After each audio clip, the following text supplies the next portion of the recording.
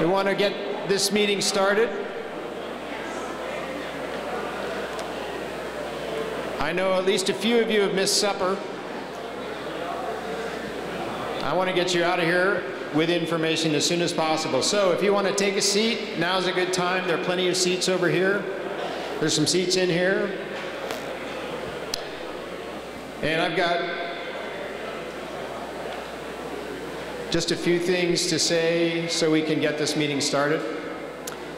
All right, good evening, and welcome to this second community meeting organized by Department of Water Resources to provide you with information and answer your questions about the Lake Oroville Spillways. My name is Mike Hardy, and I'm a principal with Kearns & West, and I'll be serving as the facilitator tonight. I am not a DWR employee, but more importantly, I am not a technical expert. I'm the wrong person to ask about the important technical questions that many of you I know have. And so we have many technical experts here, both up on this panel and around the room. I hope some of you have had an opportunity to speak with them if you got here earlier. And during the Q&A session, we're going to do everything we can to get you the answers to the questions that you're bringing. Just a couple of things here. Exit doors. Exit. Exit. Exit. Exit. Okay?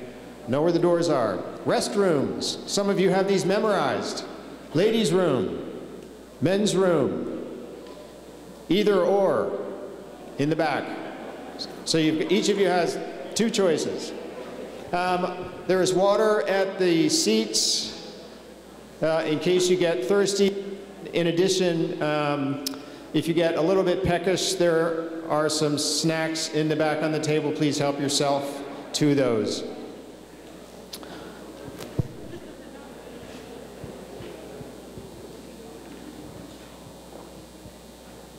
All right, the first thing I'm going to do is just quickly run through what we're going to do this evening, and then I'm going to introduce the speakers, and we're going to get right into this presentation. Tonight's purpose is to address three basic questions. The first is, what happened to the main and emergency spillways, February and March, and what was the response? The second question is recovery, what's happening today and what's happening in the future to repair the main and emergency spillways. The third is community topics. What are likely community impacts of the recovery and how can they be addressed? If you had time to walk around to the information stations earlier, you'll see that we have information stations that basically correspond to these three questions. I hope it was at least a start on answering some of your questions, but as we move through a very quick presentation, we're going to address each one of these three questions.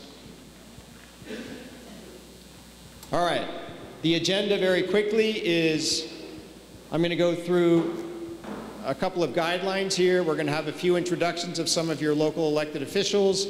We're going to have a presentation that's mostly photographs, and we're going to move through it quickly because most of this meeting is about the questions you want to ask, the comments you want to make, and the information that DWR's team has for you. So that's what we're going to get to, and we're going to spend the most time on tonight. 4 guidelines for tonight's meeting. The first is to be respectful of presenters and commenters, even if you disagree.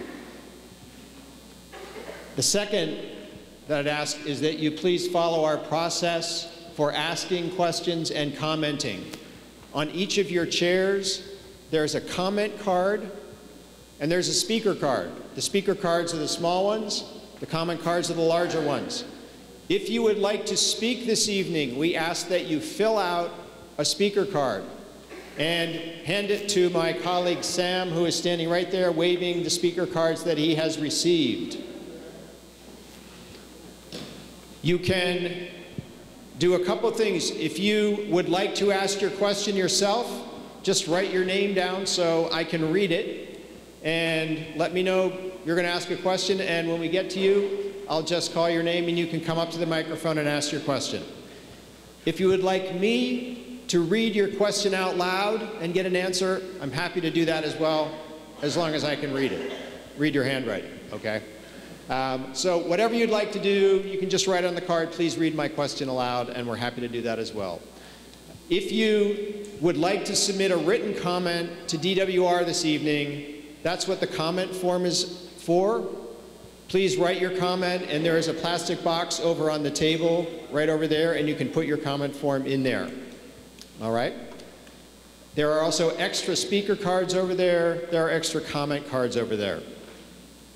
So we're going to use the card system, and I appreciate your willingness to do that. Number 3, this is very important. Please honor the time so that everyone has a chance to speak. The limit on comments or questions is 3 minutes. What we're going to do is let you know if you're commenting or asking a question when you are approaching the 3-minute limit. Okay, we'll show you when you've got 30 seconds left, and we'll show you when you're finished. We may show you when you have a minute, but we ask you to please respect the time, because that will allow you to get as many people as possible within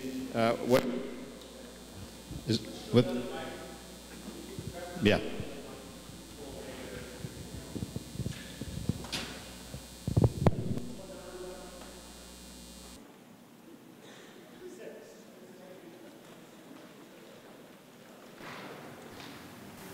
Is this one on? Yeah, this one. Ouch. That's really on.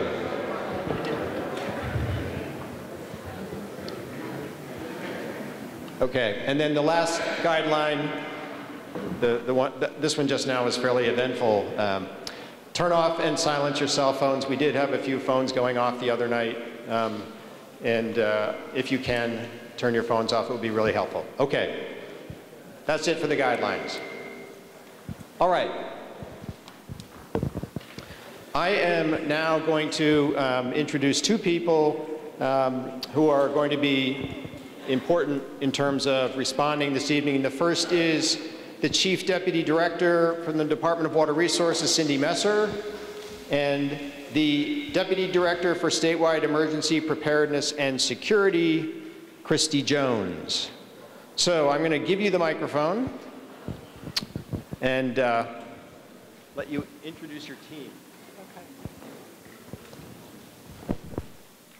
Okay. Can everyone, ooh, that is bright. Can everyone hear me okay? I tend to have a soft voice, so let me know.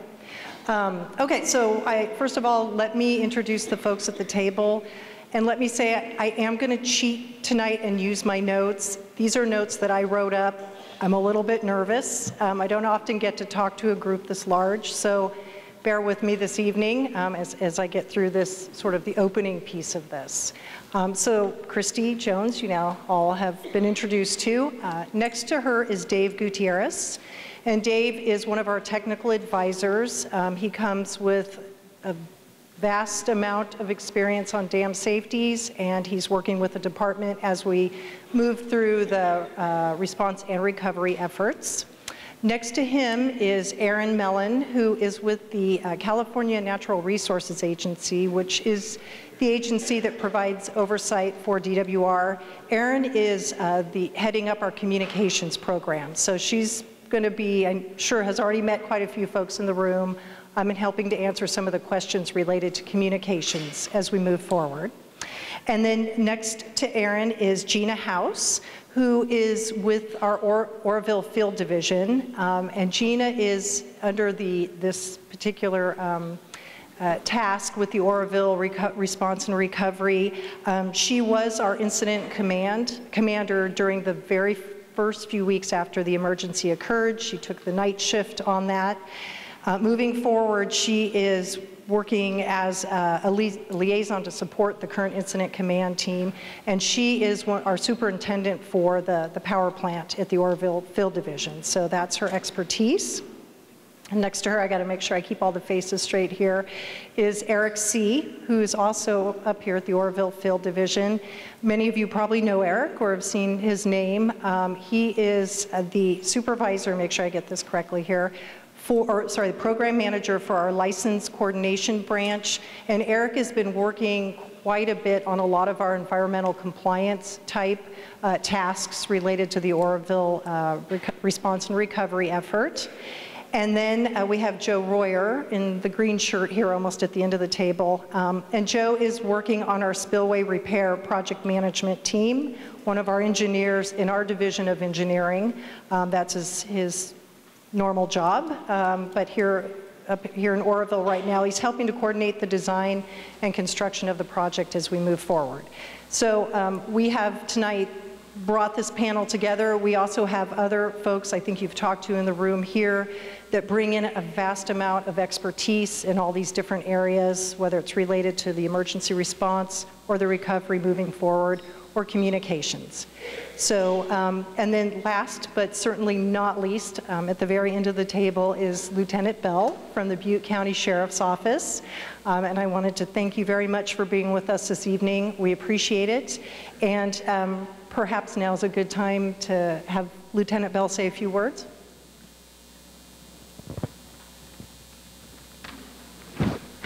Do you want this one?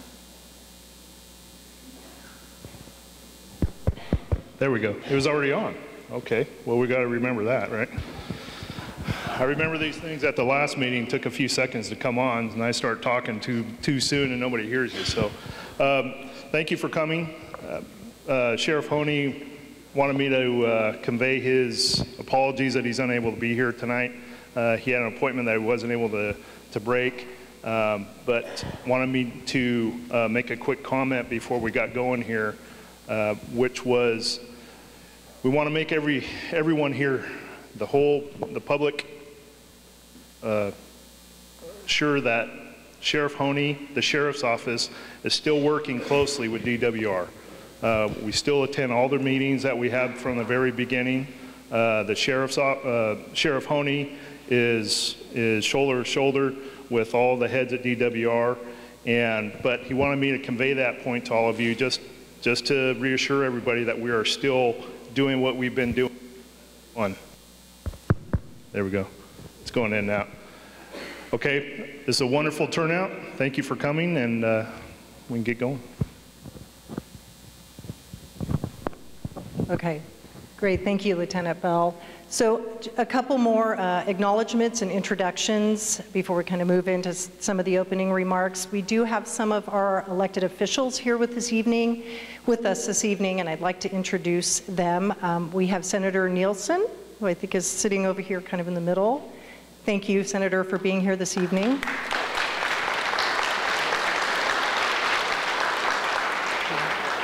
And if you gentlemen are okay, I'll run through my short list, and then I know I want to offer you the opportunity to say a few words, and we'll run a microphone over to you. So I'd also like to acknowledge Assemblymember Gallagher, who is with us this evening.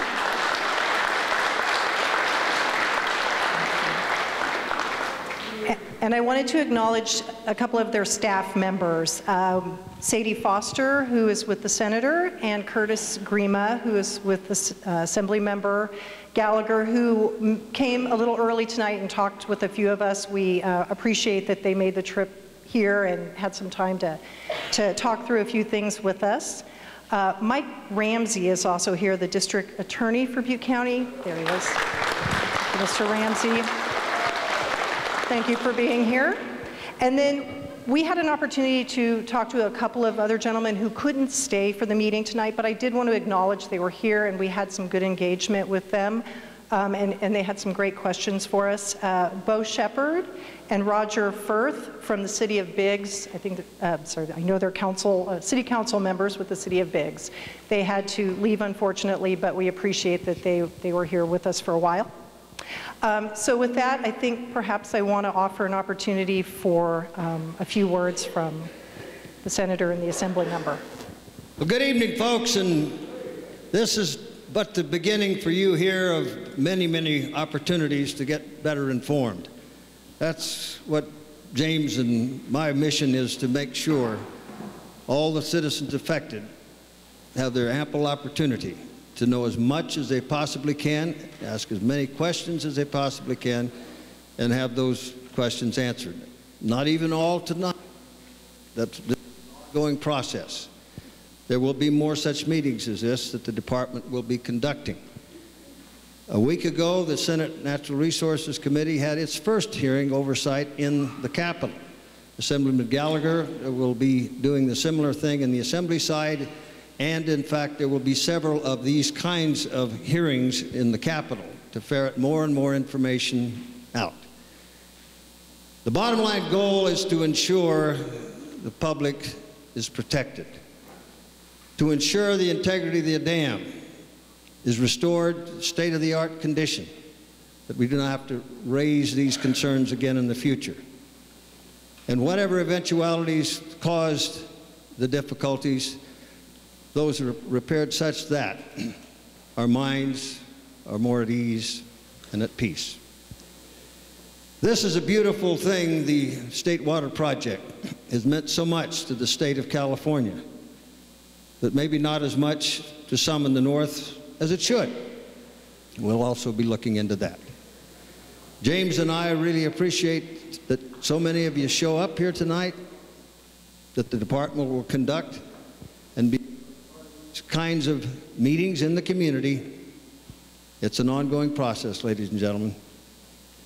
And to use an old term from the farm, it's got to be done right.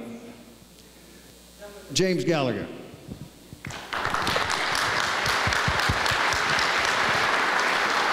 All right, well, thank you. First of all, I'm going to try and be very brief because this is about you guys tonight. First of all, thank you everybody for coming out tonight. Really appreciate everybody being here, taking time away from your family, from things that you have to do to come out and have this conversation, because it's something that is desperately needed and something that Senator Nielsen and I have really pushed for. I also want to let you know that, I went through this with you. My family, we were evacuated from Yuba City. And I know probably everybody in this room, you were evacuated as well. And we went through the fear, we went through the questions, we went through all the emotions that went through that evacuation. And as your representative, I've tried to channel all of that as I communicate with people at the Department of Water Resources, with Governor Jerry Brown and the administration. And what I've gotten from all of you is that, number one, we need to make sure that this dam is safe and that people are protected. That the number one priority is protecting people that live in this community right here and that have lived with the burden. This project has a great benefit for all the state, but there's a great burden that's shouldered by our communities alone. And because of that,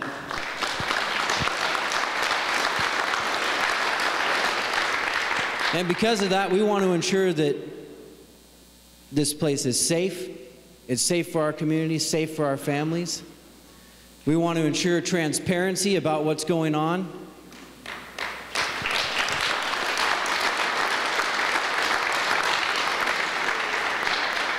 We want questions answered no matter where they lead. And finally, we want things to change because the status quo is not working.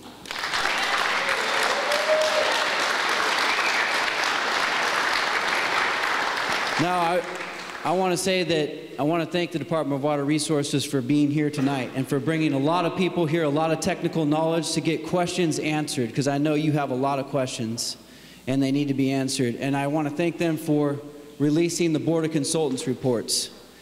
We had a talk about that, wanted to make sure that those were released to the public so that we can see what people are saying about the dam and how we're addressing the deficiencies. That's important. We want to know how this is being addressed so it doesn't happen again. And there's been a lot of work that's been done. You've seen that. A lot of people coming up here doing a whole lot of work, doing over, days and nights making sure this is safe. And we have to applaud all those people who've been involved in making that effort.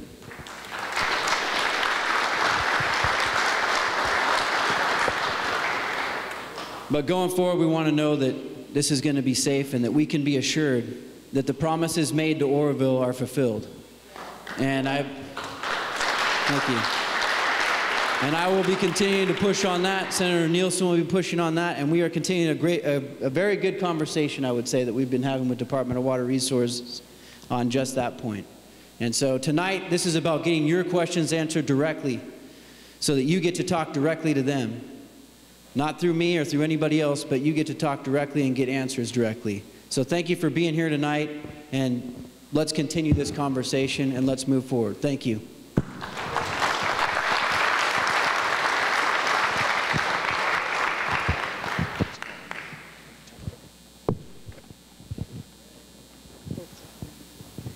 Let me keep going?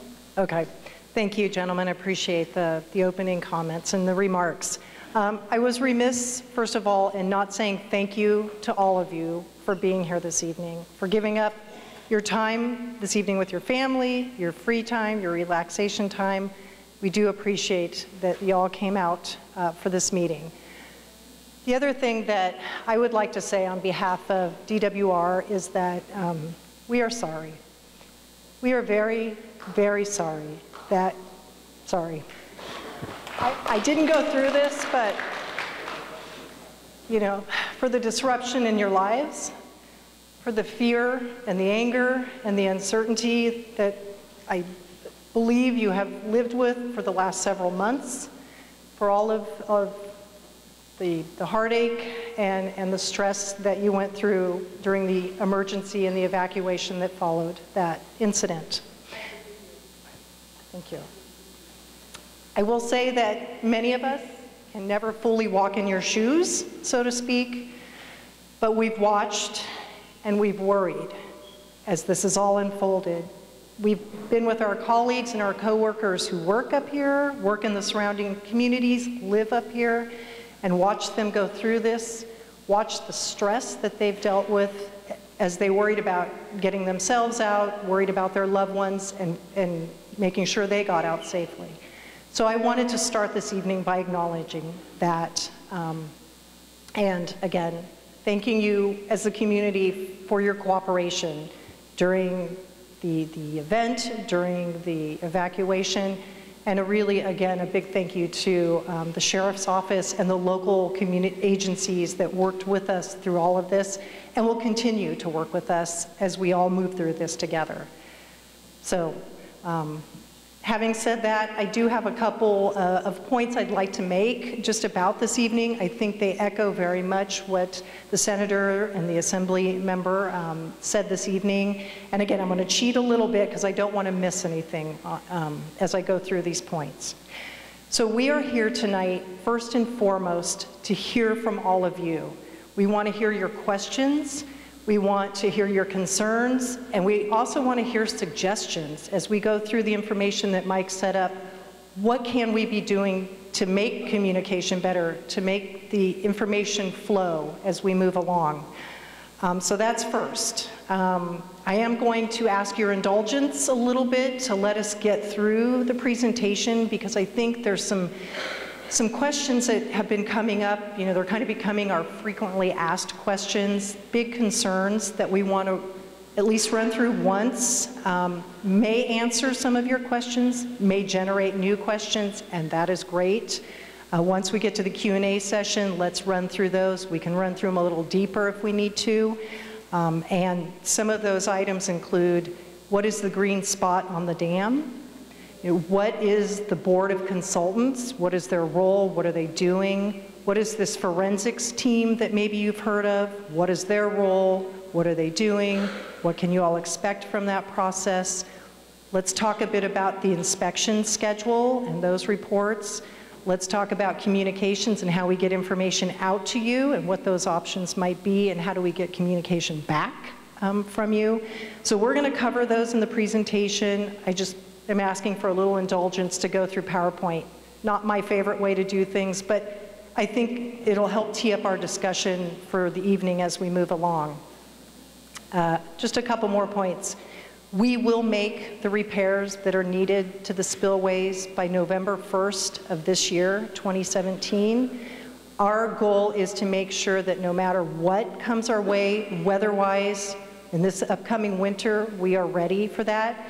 And because public safety is our #1 goal, that is our commitment, that is what we must do, and we will do it. So I wanted to say that this evening, that November 1st is our date for those repairs. We're committed to working with this community, the other communities, as we move through these public meetings and other meetings and discussions that we're going to have in the upcoming months. Our hope is for these types of meetings is that we can begin to build some degree of trust with the community.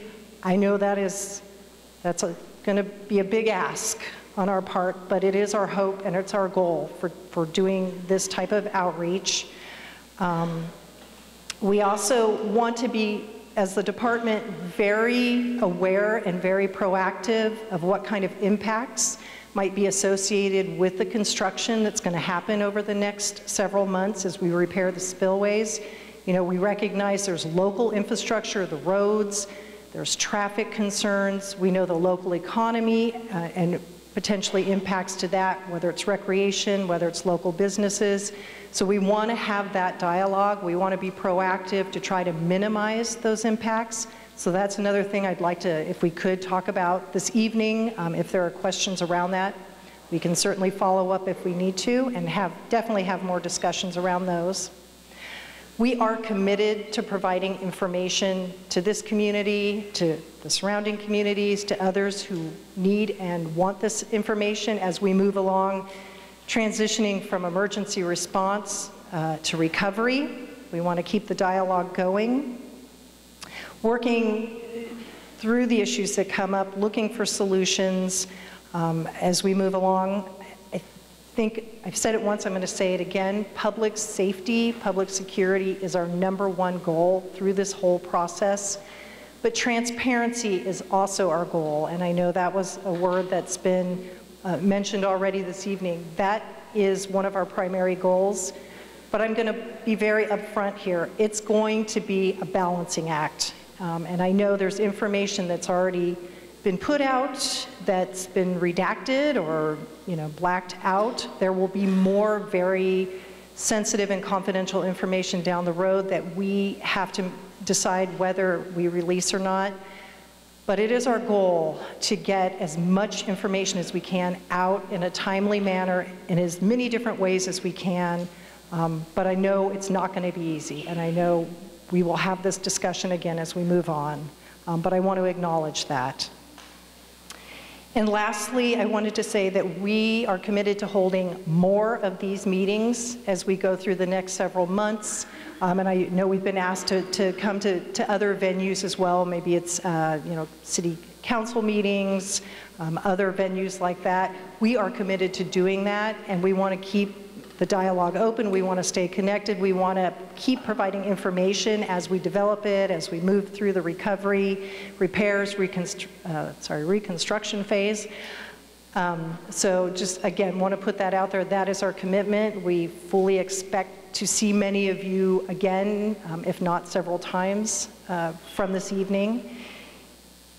And I want to take a breath for one, but pause for a minute here to say that, and I think I will be echoing what the senator said, we are going to try our darndest this evening to answer all of your questions. I do not expect that we will be able to answer every single one of them.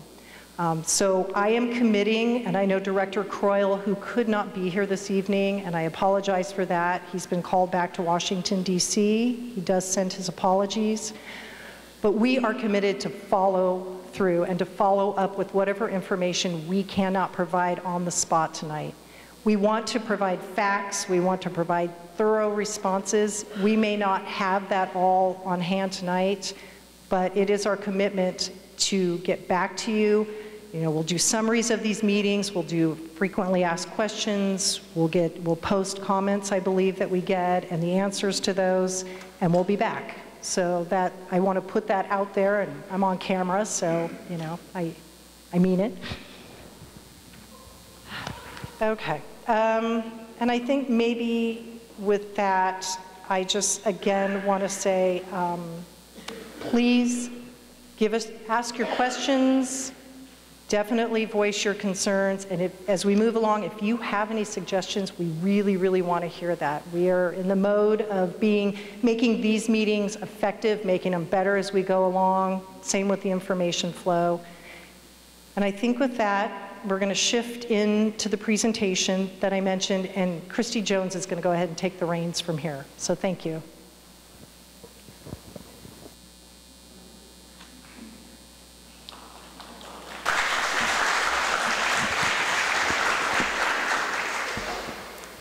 Good evening. Is this on? I guess it is. My name is Christy Jones. I am the Deputy Director of the Security and Emergency Management Program at the Department of Water Resources. So we have been in this since day one. We have been feeling with you and going through the stress and the anger and the fear that has occurred.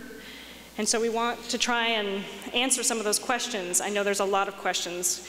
We didn't communicate as well as we should have at the very beginning of this, and we are trying to change that.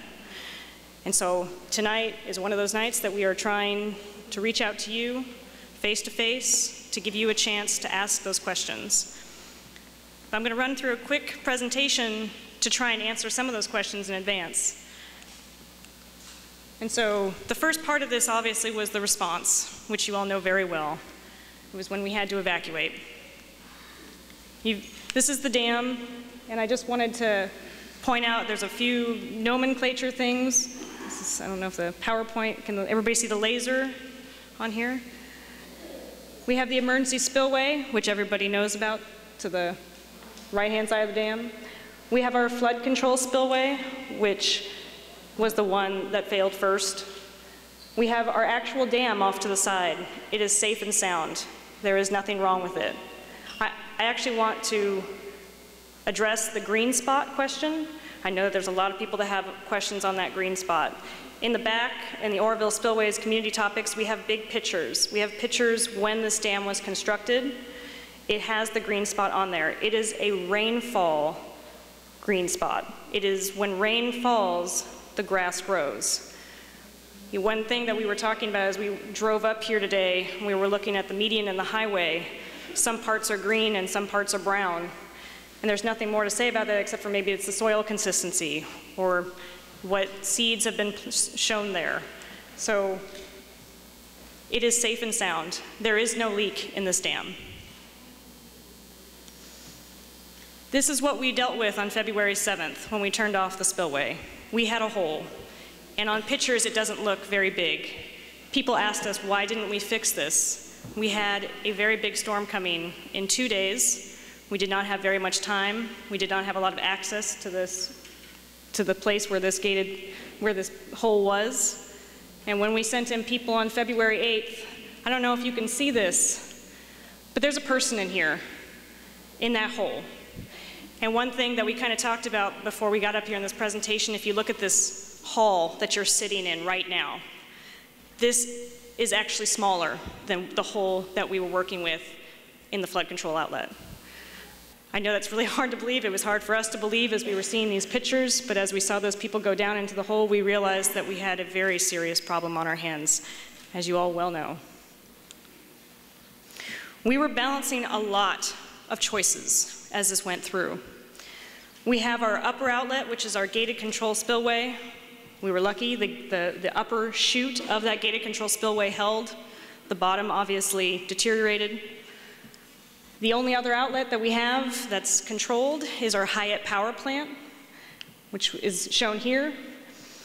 Our Hyatt power plant only has a 13,000 CFS capacity outlet. That's very small. We had 196,000 CFS come in on February 9th. We were trying to balance the risk.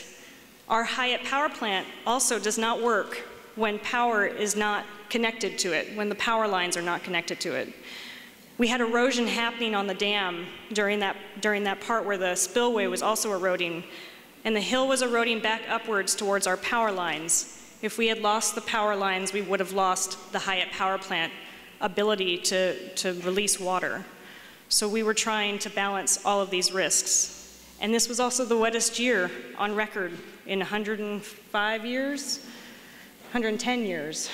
So we were dealing with the biggest storm we had seen since 1997. And it was quite big. And then, of course, there was the emergency spillway. We did not want to use the emergency spillway. We never want to use the emergency spillway again. But We did, and now we have to correct the problems that are there. So as you know, the flows began over the emergency spillway. We had to increase flows through the flood control outlet because the erosion started on the emergency spillway. We were very worried about losing that. There's lots of questions about inundation maps. During this process, we had an inundation map for a Sunny Day dam failure, but we didn't have an inundation map for the emergency spillway failure.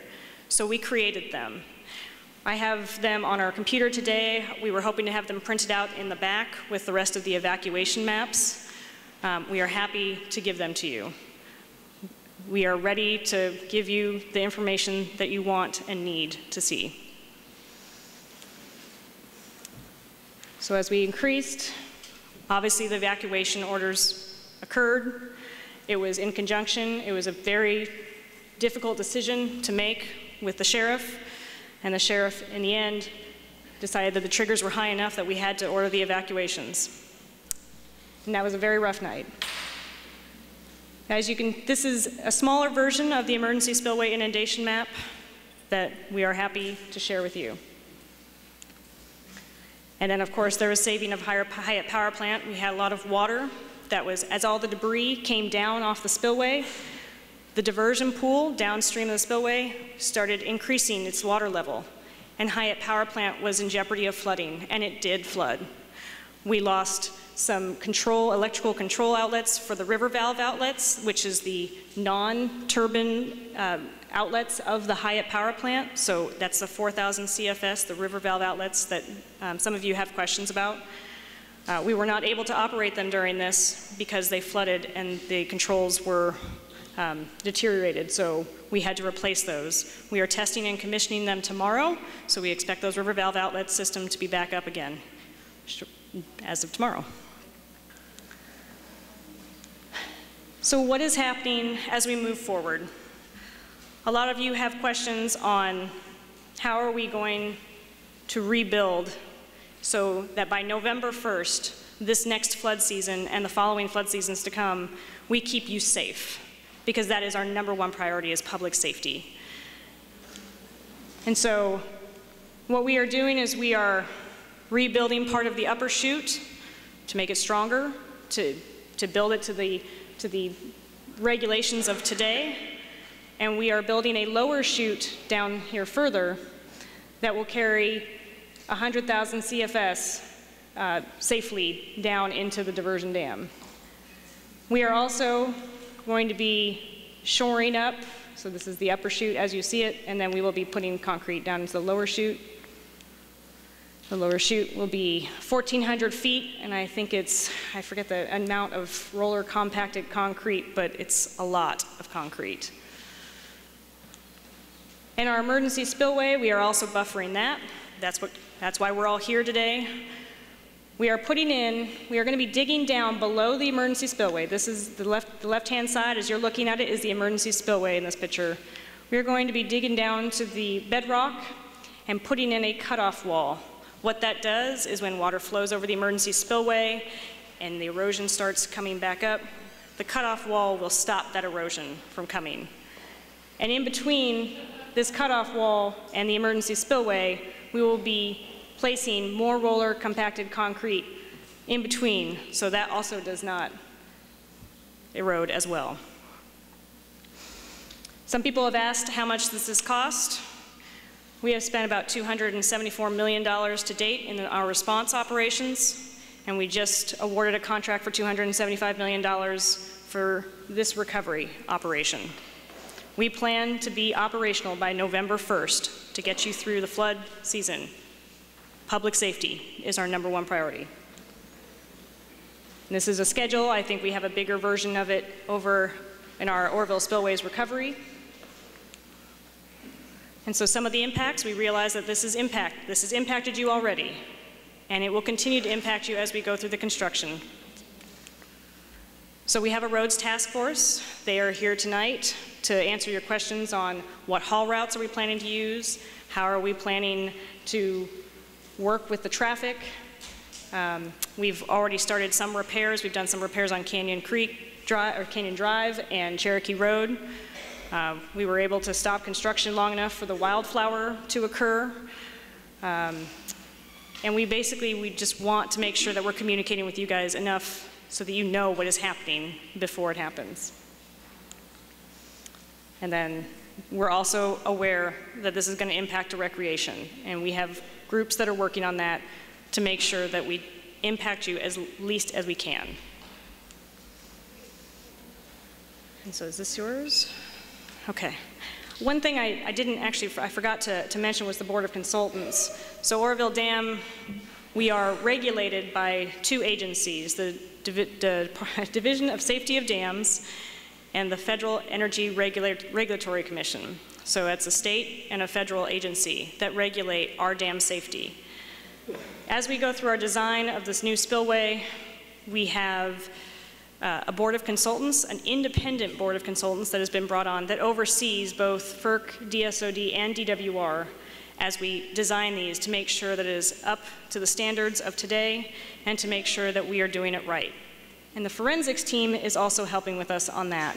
The forensics team are the people who are going out and are on the spillway right now and looking through the reports and looking through the inspections and making sure they're determining what happened here. We don't know what caused this problem. So we don't want to make this problem again. And that is why we have the forensics team, so that they can give us some ideas of how this occurred and what we can do to not have it happen in the future.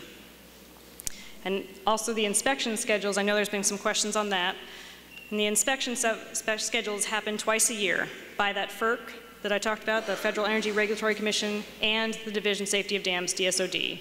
The last two inspections were May 2016 for FERC and August 2016 for DSOD, just before the flood season occurred.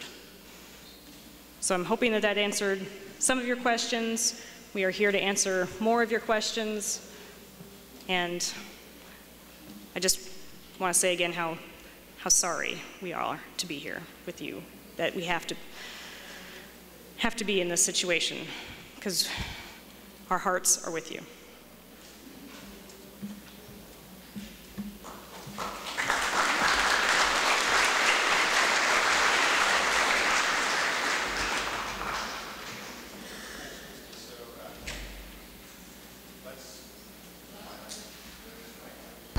There we go. So we're quickly going to get into your questions and comments now. This is just a list of some of the outreach and engagement activities that are going on, and I think what you can take away is there will be more. And if you have ideas for what the department can do to engage with you more effectively, please let us know. You can come find me and tell me what we can do if there's something more, some better way to reach you or your community or a group that you're part of. So that's one. All right, how to comment. I reviewed this really quickly. I just want to go over it again. I've got 30 speaker cards up here. Don't let that deter you if you'd like to be 31. I want to hear from everybody tonight. So every speaker, whether you're asking a question or a comment, we ask that you honor the 3-minute time limit. My colleague Zach is sitting right up front here. He's got his hand up, and he will let you know when you are approaching the end of your 3-minute time limit. All right? It's helpful if you let us know who you are, and if you're representing an organization, that's also helpful as well. And again, some people ask me to read their questions or comments, and some people are going to read their own. So we'll figure that out. All right. What I don't want to do is create a line at the microphone. That's the whole purpose for this. So I'm going to call out 2 names. The first person can come up to the microphone if that's what you'd like to do, and the next person's on deck. And I'll just keep working it that way so that people don't have to stand in line. And basically it works is it's the rule of 1. 1 person, 1 question, 1 comment. Okay? And please don't loan or give away your time to someone else. We ask you to hold on to your time and use it. We don't want people accumulating time. All right. So I'm just going to move this back here, and I am going to start with the first card that I have. Reggie Elizabeth Graywolf, I've got your card. Would you like it back? Mike. Good evening. I'm the Director of Empower Disabled American Women and Children with Northern California. I'm also a professional responder here in California, in Oroville. I love Oroville. I moved here from Sacramento. My question is, why did you, the water company, leave us in such a hurry and not tell us? I worked for the radio stations at the time, along with Facebook. My page is Reggie Elizabeth Graywolf. I am the Director of Empower Disabled American Women and Children. I am disabled, and where I live in Olive Hill Community Senior Park is right around the corner from Oroville Hospital. Had $5 in my pocket and nowhere to go, like everybody else. Why should I believe you that you're going to Cindy? Go ahead and fix the spillway by November 1st without it being a papier-mâché event.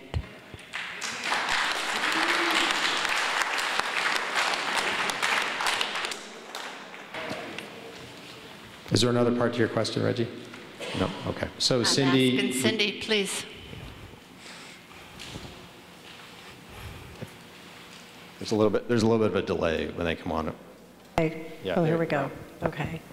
Well, thank you, Ms. Graywolf, for your comment. I do appreciate it. I know we had a chance to hear from you as well last week. And I think, you know, all I can do at this point in time is, and I've done it, we have done it, is we will get the spillways repaired by November 1st, and they will be repaired using the best technology, the latest and greatest information, the best standards for spillway construction and safety, and we will do that by November 1st so we can weather whatever comes our way next winter and not have a repeat of what happened this year. Thank you, I hope so, because on my Facebook page is the 17 minutes of right on this levee, 2 days before the spillway incident, showing a dead horse going by, a house collapsing, or a building collapsing, with people and their children believing you guys that we were safe. I don't want our community going through that again. Lieutenant Bell, did you want to offer your perspective? Hello. Yes. Okay, there we go. And we spoke today again, right? And one of the things that I mentioned was the immediacy of the evacuation. That came on, no pun intended, like a storm. It was something that came up, and within a matter of a handful of minutes, we were in evacuation mode. And that was hard on all of you, number one, on all of us, everybody sitting up here, because that was a very stressful thing. And that was something that happened with this, is we get the information and we have to act on it. Sheriff Honey pulled the trigger on it pretty quick, and thank goodness he did.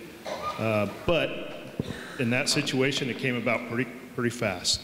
So, you know, ideally, in a perfect world, we like to give warnings, evacuation warnings, get prepared. Okay, now we're about to tell you you're going to evacuate. That's in a perfect world.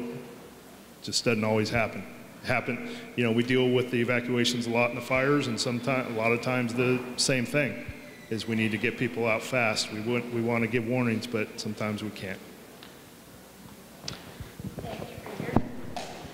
Okay. So Don, I know you're up next. Don Blake, you're up number 2. And on deck is Vince Brown. Do you need your card? Nope. I'm Don Blake from Oroville, and I suppose I need to direct this to Ms. Messner, since it appears that you're the person in charge here in the absence of Mr. Croyle.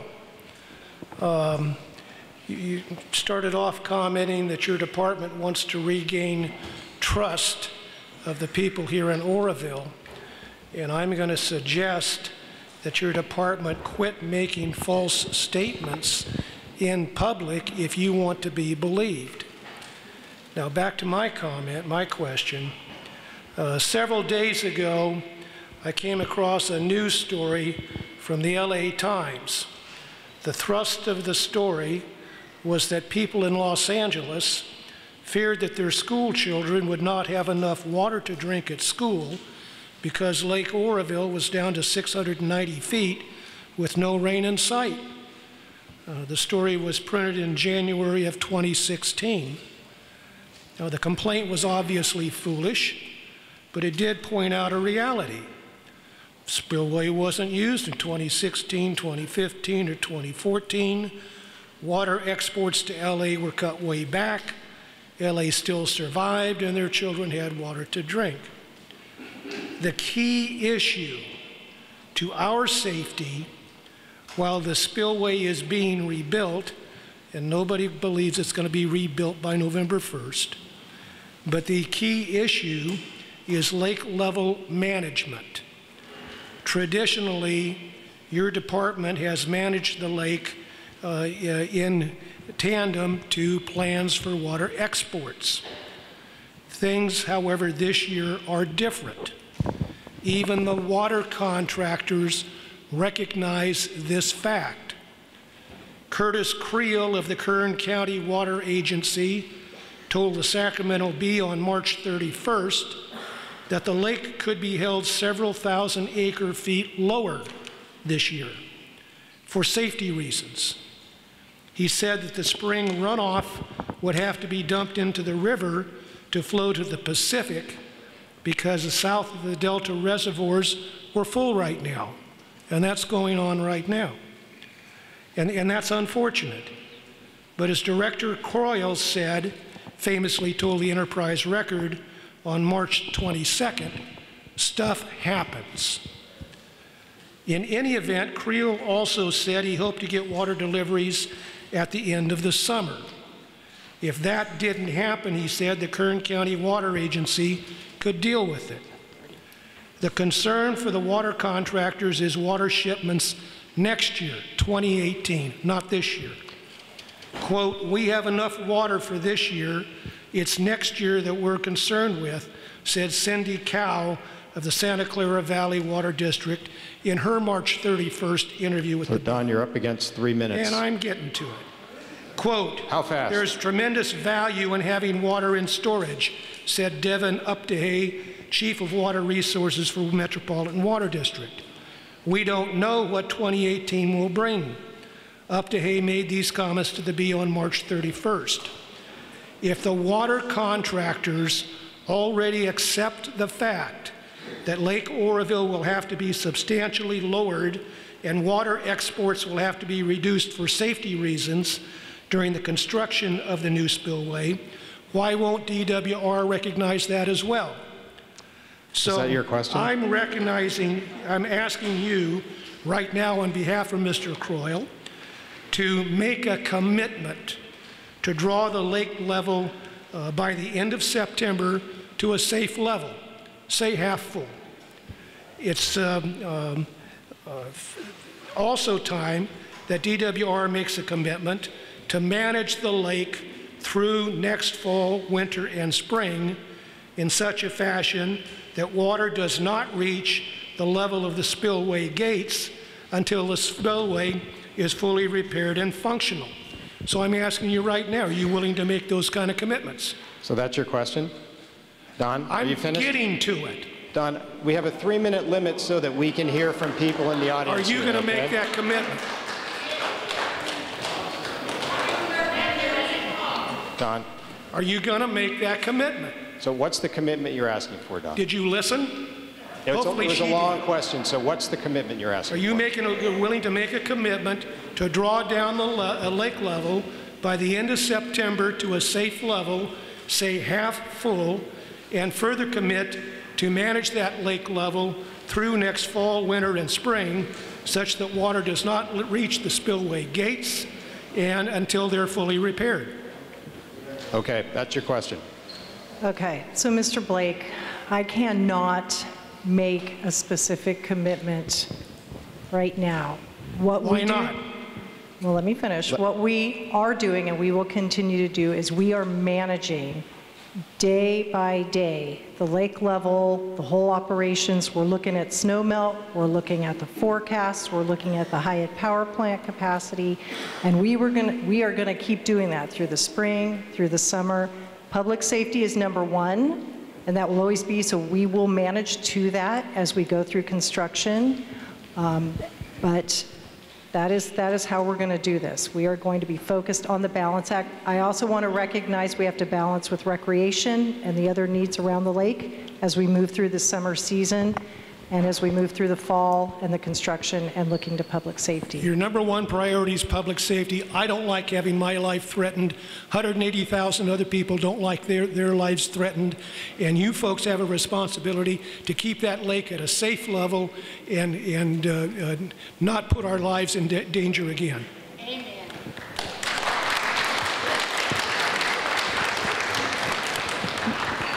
Thanks, Don. So you're Vince? Yes. Did you want to add something, Dave? You want to add on? Yeah, sure. So that's a great question. I appreciate that, Mr. Blake. And let's kind of talk a little bit more about the operation of the lake and how we're going to do that. So first of all, we got to make sure what we're balancing. So remember, one of the most important things that we're actually going to do here is actually repair the spillway. And in order to repair the spillway, the most important aspect of that is actually a large construction window.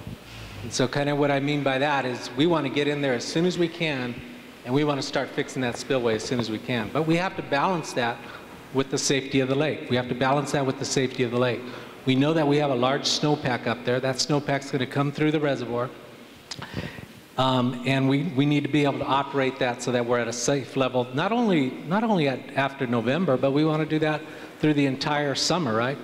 And so what we have to do is we have to get a good understanding of the snowpack. We got to have a good understanding of how that snowpack's coming through. We have to close the gate. We're going to open it one more time, then we're going to close the gate for the summer for the sole purpose of making sure that we've got a large construction window. And we want to make sure that we could get that flow through the reservoir. And we can do that with the powerhouse. So the powerhouse is capable of, actually it's got a capacity of 13,000? Capacity of 13,000 CFS. That equates to maybe 23,000 acre feet. We've got a river valve, another 4,000 CFS.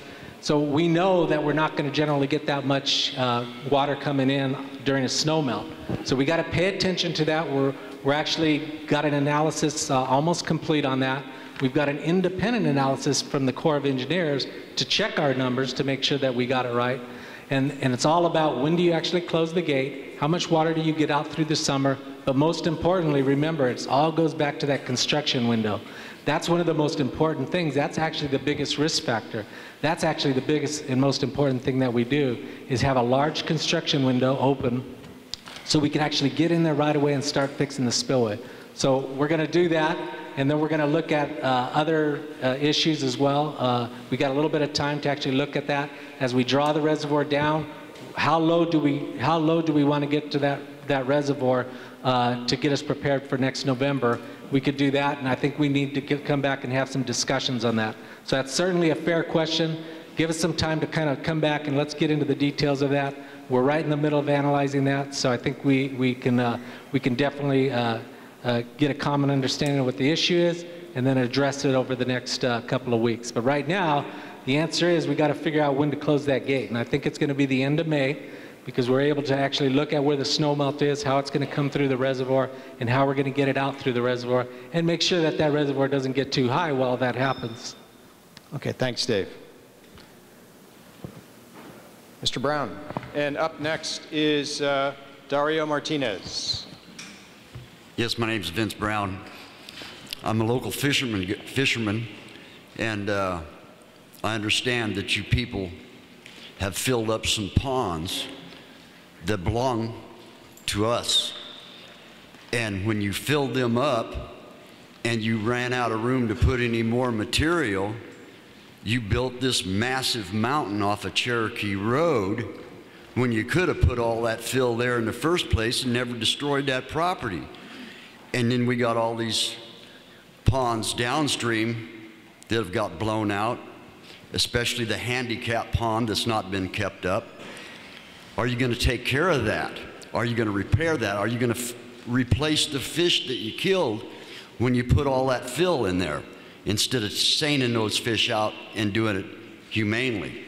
And also the road that you've built on Burma Road is going right through an archaeologically sensitive area, and I don't think the Native Americans appreciate that.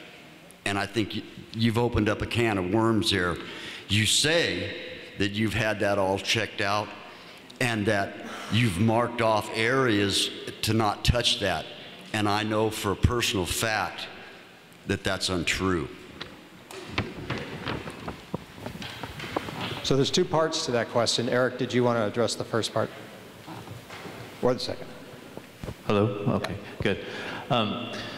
Thank you for your comments. I know exactly the pond you're talking about. They're off of Burma Road, and it's unfortunate, but it was the only place they were able to find a spot large enough to be able to use the excavator to be able to unload the material out of the barges that were being taken down. So that was a location that was going to work for the construction operation that was going on at the time.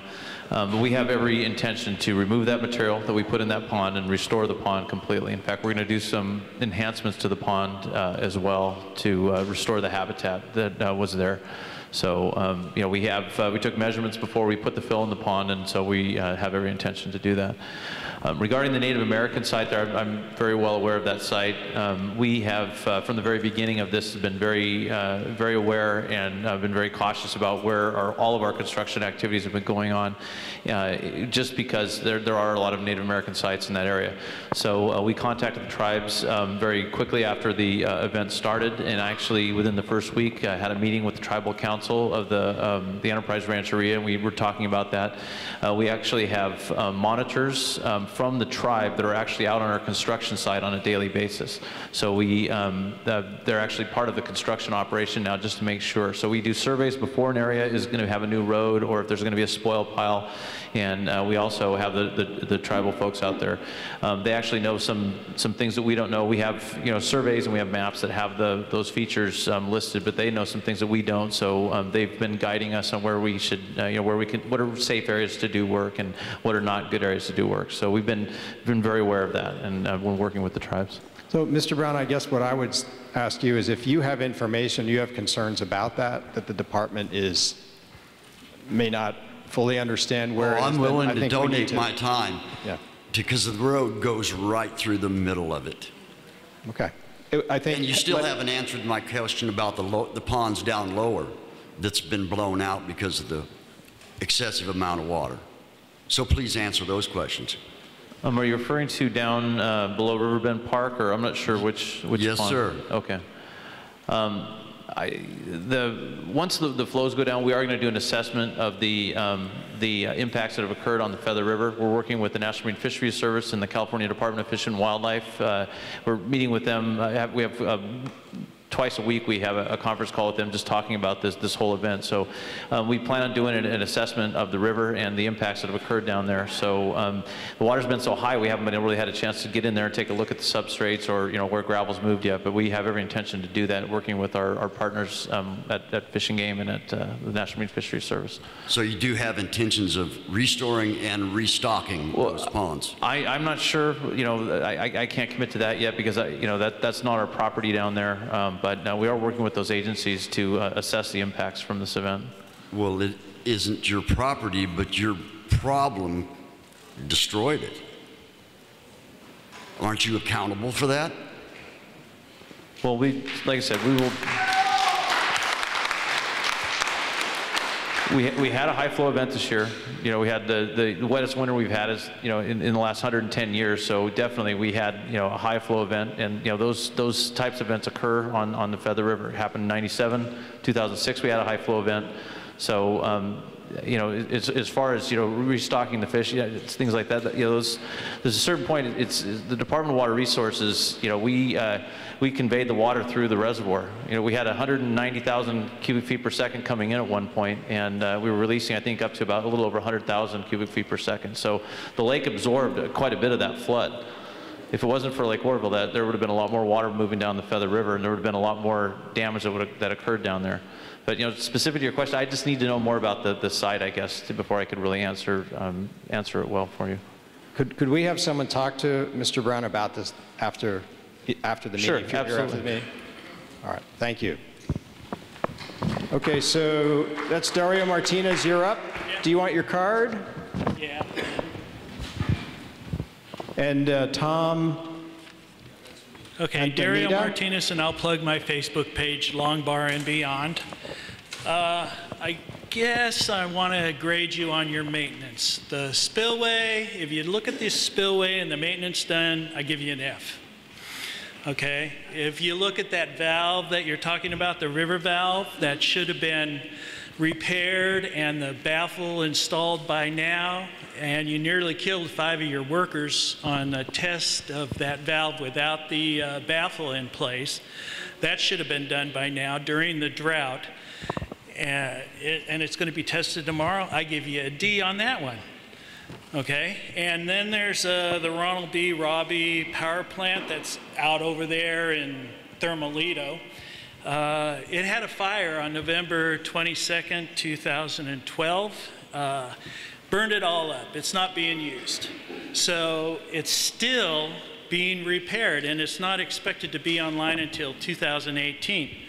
It had a budget of $156 million, which was on budget by what I read in the DWR pages, but now I see it's up to $174 million, from 56 to 74. So as for being on budget and now not being on budget, I give you a C minus. And it's 2012, that's 6 years. I mean, what are you, scuffing your feet, like walking slow? You need to get some maintenance on all this system around here, because I'll give you an overall D minus.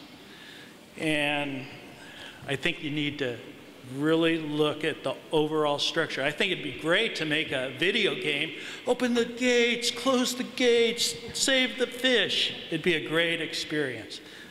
That's a comment, and that's all I have. Can I get your card?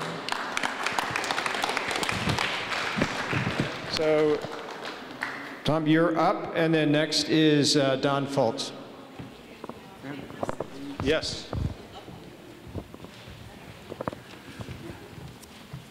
This may not be the right forum for this, because mostly what we're discussing is water over the dam, so to speak, and I'd like to readdress the potential for water through the dam. I know you told me about the green spot being due to rainwater, but there is a December 2015 report from FERC that says that the dam has had some differential settling.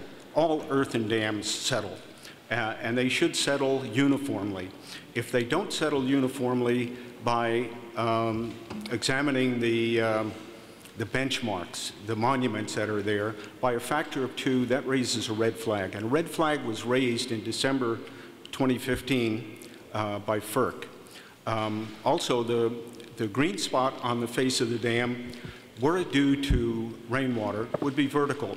It's horizontal, and it shows that there's a bench somewhere, either on the surface of the dam or internally. And those two concepts, the fact that you've got a horizontal growth pattern and a differential settling by more than a factor of 2, raised a red flag with FERC. And so my question is, have you addressed the issue of differential settling that FERC asked you to look at in December 2015?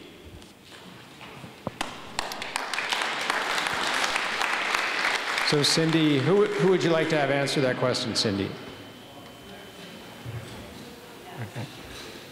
Hold on just a second while you go live. I can't hear you yet.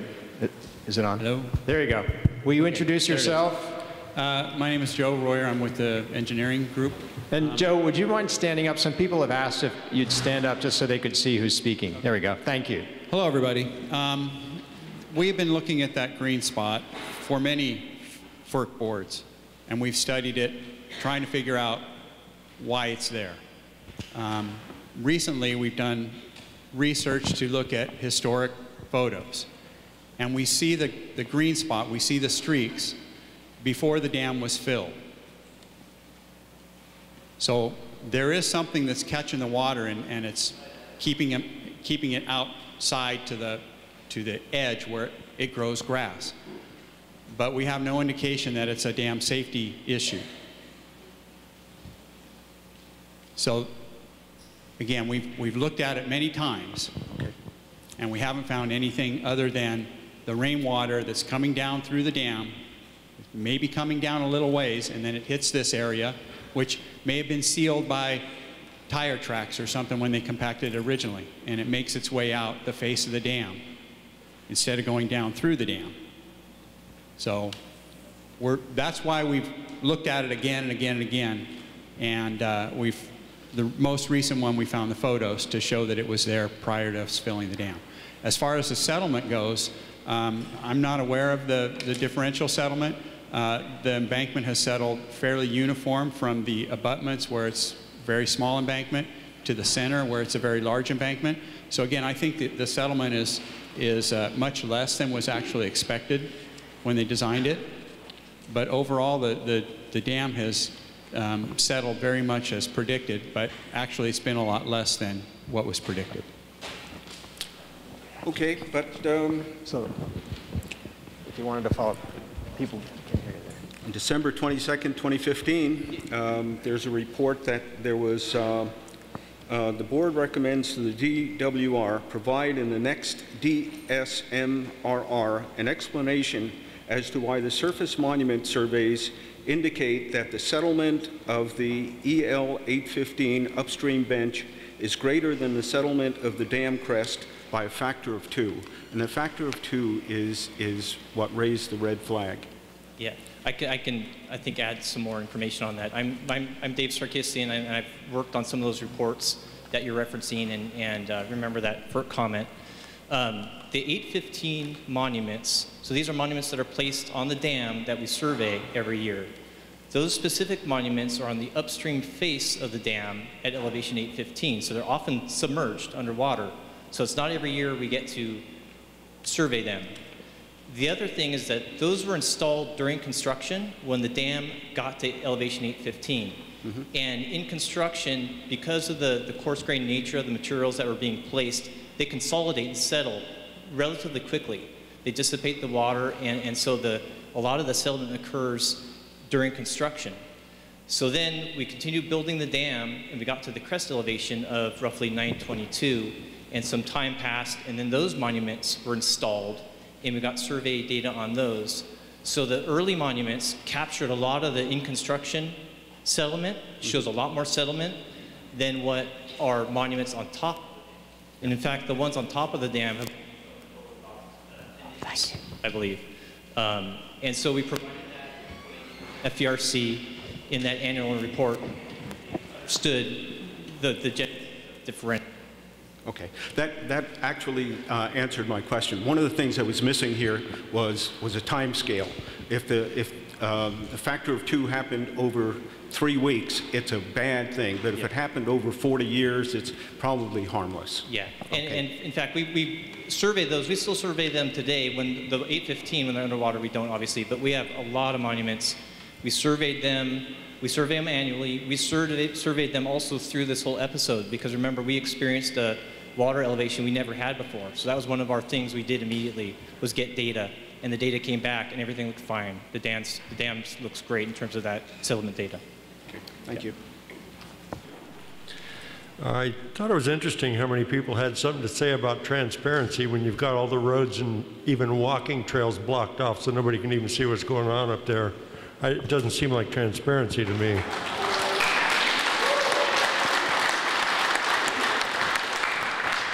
There was a comment that you've all gone through this with us, all the fear and the anger. None of you were in harm's way. None of you. So that's BS. It's angering to me to hear you stand up here and say that. A week ago, the green spot was because of a spring coming up from the ground.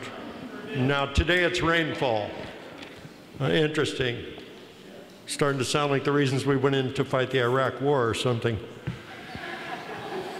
It was mentioned that you didn't want to use the emergency spillway, which begs the question, really? Why not? Because you knew it was a piece of crap just like we did. You've given lip service to the community over sirens. Yeah, we're on that. We're going to get on that. You know what? It would take a couple of weeks to throw up some poles and put sirens on them. Nothing has happened to date regarding sirens.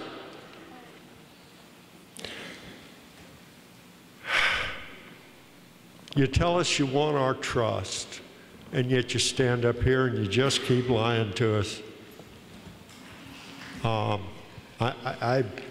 fed up with all of you. I'm fed up with all of you. You go home and get your fat paychecks. You're not looking out for this community. You're not.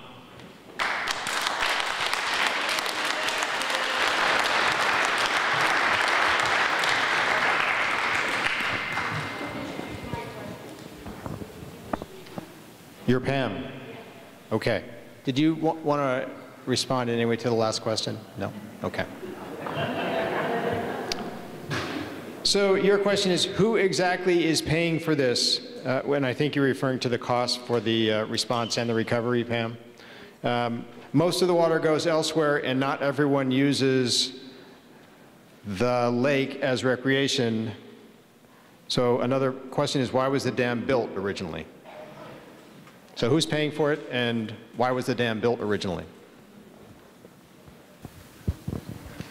Let me start with the last part, because I'll remember that, and then you can remind me on the first part. Okay, why was the dam built? So Oroville's dam, what's called a multi-purpose reservoir. And so I think a lot of you know this, is when a dam like this is built, there's different funding sources that go into a dam when it's a multi-purpose reservoir. And so let's see if I can remember all of the purposes of this particular reservoir. So first of all, it actually was constructed for flood control. So the Corps of Engineers actually partly funded the construction of Oroville Dam, and the purpose was to provide flood protection downstream. So remember, what a reservoir like this does is it knocks off that peak. There was huge storms that came in after construction of the dam, one as high as 300,000 CFS. Just recently, just last February, that was 190,000 CFS. So as these big, huge flows come into the reservoir, when you've got such a large reservoir like this, it gets to knock off that peak so that the levees downstream could handle lesser flows. And so 190,000 came in February, and we were able to release 100,000 or so CFS going out. So that's how a flood control facility works. And this particular reservoir is part of the reasons flood control. It was also constructed for water supply. So this is part of the state water project. It was part of what's called the Burns-Porter Act in 1959. And so the entire state water project was funded by future state water contractors. And so part of the funding associated with the construction of Oroville Dam was the selling of bonds in the future to actually construct it for the purpose of water supply. There's also other uses such as recreation. So there was funding towards recreation on this particular reservoir, and it provides recreation. There's also the powerhouse, so it actually generates electricity as part. And so those are some of the main functions of this particular reservoir. It's what's called a multi-purpose reservoir. Some of these big reservoirs around the state, that's what they are. They're called multi-purpose.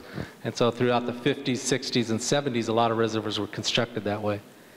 Now, the first part of the question, if I remember correctly, who pays for this? So this goes back to that Burns-Porter Act. So the Burns-Porter Act created in 1959 established the funding mechanism to not only construct the water project, but to maintain the water project. And so there's public agencies that are out there. They're called the contractors of the state water project. So these public agencies pay for the funding of the operations, maintenance of this particular reservoir, operations and maintenance of the rest of the state water project, as well as the construction of future pieces to it. And that's usually through sales of bonds in the future.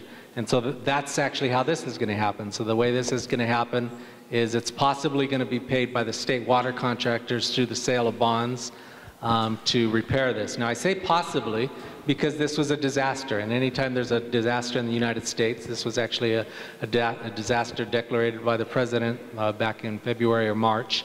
And as a result of that, there's a possibility to get FEMA funding back. And so there's a possibility that FEMA will fund either a piece or a large, depending, we'll see after negotiations through FEMA. FEMA may actually pay for part of the recovery of this particular spillway. So I hope that answers your question. That's your question? Okay. Thanks, Dave. And I did want to acknowledge that the City Council meeting has ended, and a number of your City Council members and the Mayor are here this evening, so thank you very much for coming. Okay, Juanita Espinal, I have your card, and then, okay. Yes, I do. If we only had your brilliant minds 50 years ago, we wouldn't be in this situation right now. But anyways, unlike the other people around here, I'm here tonight to support all of you. I can't thank you enough for everything you have done. You all have stood by our community and saved us, and continuing to save us. If it wasn't for the decisions you guys have made, we would have even lost our homes, our businesses, our lands, and possibly even our lives. We would all be displaced right now if it wasn't for you guys. We would have nowhere to go. We probably wouldn't even be alive. So your brilliant decisions and all of your guys' plan making has made it to where we have our community and we still have our dam and we still have our homes. And a lot of people here don't believe that, but I do. And the reason why is because that hour, I have never felt the fear of dying the way I did. And it gave me a completely different outlook on life. And everything you guys have done, I have watched step by step by step. I go to work at 4 o'clock in the morning, I drive past that dam, and I look up there, and I see all the action going on. I see it when I come back from work, because I work in Marysville. And you guys are doing an amazing job. And I thank you from the bottom of my hearts. And I really wish your guys' minds were back there 50 years ago. And it's not your guys' fault. It's how it was constructed a long time ago. I mean, what do you expect? It's crumbling pieces of gravel. I mean, it's old. Look around your streets and stuff. It happens there too. What are you going to blame? The city? No. It's just what happens over time. But anyways, I also want to say thank you for not, I know nobody's going to agree with me on this. Thank you for not giving out all the secret information, because the fact that our community is not educated on engineering and geology and, you know, the dam safety. So one little tiny thing that might be minor to you, like a leak in the dam, is major to everybody else. They get scared and they blow it out of proportion because they don't understand what's really going on, but really it's something minor. So keeping some of that stuff secret is actually better for us, so that way people don't get scared and kind of thinking that the dam's going to crumble under and we're all going to flood and die. To me, that's just my opinion. But anyways, I just pretty much came here to support you guys, and I really, really, really think that you're a blessing. I really do. And thank you for my lives and everybody else's lives. They're not going to admit it, but yeah, thank you. Because none of them would be here tonight if it wasn't for your guys' decision. We would all be dead. Thank you. Next up is Janet Clements. And after Janet, Dominic, is it Chiricosta? Chiricosta?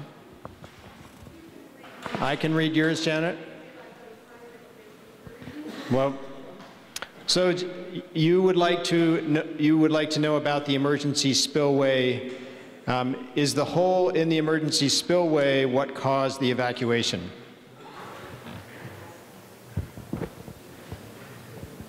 Who would like to take that question up? I'll start it, and if anybody else wants to. So yes, so the emergency spillway, let's talk a little bit about what it is. It's a big concrete structure up there, and so if you were to look at the dam, if you were to get at the dam, you actually see this really big concrete structure, and a lot of it's actually buried under the ground, and it goes all the way to the bottom, and it is on rock. But what was happening is actually water was flowing over, and as it flows over, it starts flowing downstream, and then it starts cutting the rock. It started cutting the bad rock that's downstream. So we all anticipated, actually, and the reason why somebody asked, you know, we didn't want to use it. We didn't want to use it because this emergency spillway was actually intended to use only during an emergency, and a lot of the mud and debris, that was expected to get into the river, and we wanted to avoid that. But what was not expected is the rock to erode so quickly downstream. And then that rock started eating up and eating up towards that concrete structure, and that's what we wanted to avoid. We wanted to avoid that rock from getting all the way to the concrete structure and possibly affecting that concrete structure. And when you look at something like this, is you're actually trying to weigh the balance. You're trying to weigh the risk. And risk is equal to like the probability of something happening and the consequence of something happening. And the consequence of something happening is big. There's just too many people. So when you're in the dam safety business, you have to be conservative. You have to save lives. It's all about saving lives.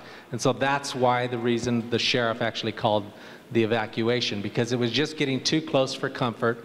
That rock was getting eroded back and farther, and it was just too close to comfort. We were able to actually avoid that. It stopped by us getting more water down the main spillway and stopped that water from going over the emergency spillway. So now moving forward, we got to fix that. We can't allow that. And so one of the discussions up here, and there's a picture, what you do, and I'm not going to use the engineering term, but what you do is you actually put a wall of concrete, and we're going to drill a wall of concrete, and we're going to what they call cut it off, so that doesn't happen again. So when that erosion comes back, it's going to hit this wall of concrete, and it'll stop there. So it's nothing new. We've actually done these concrete walls in a lot of other dams more recently in the last couple of decades, so that's how we're going to partially repair the emergency spillway. So I hope that answers your question. Yep, and that's it. And on top of this, when it happens like that, that's when you hear from us. And that's how it happened, okay? All of this gets put out to us. The sheriff evaluates it with all of them and makes a decision. And that's how this rolled out. But it was very fast. Trust me, I was in that meeting and it happened like this. And that's why it's emergencies. That's why it's evacuations. That's why these things go like that. They go fast, and we need to try and do what we can to save lives.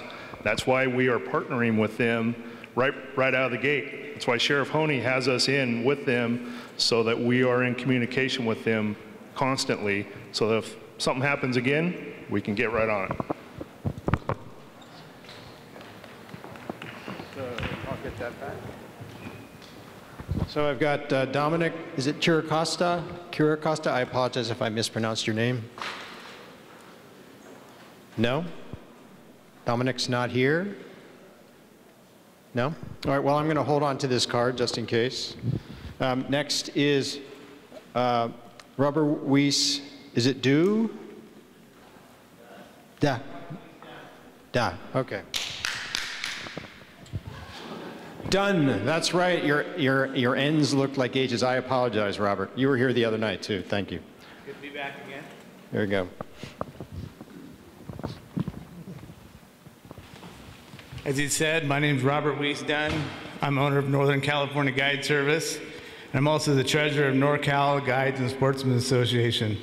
I've been a member of the association since 1987. I've seen many fishery issues. Today I'm going to speak on the environmental impact of the dam collapse and catastrophe that we've had to our environment on the Feather River.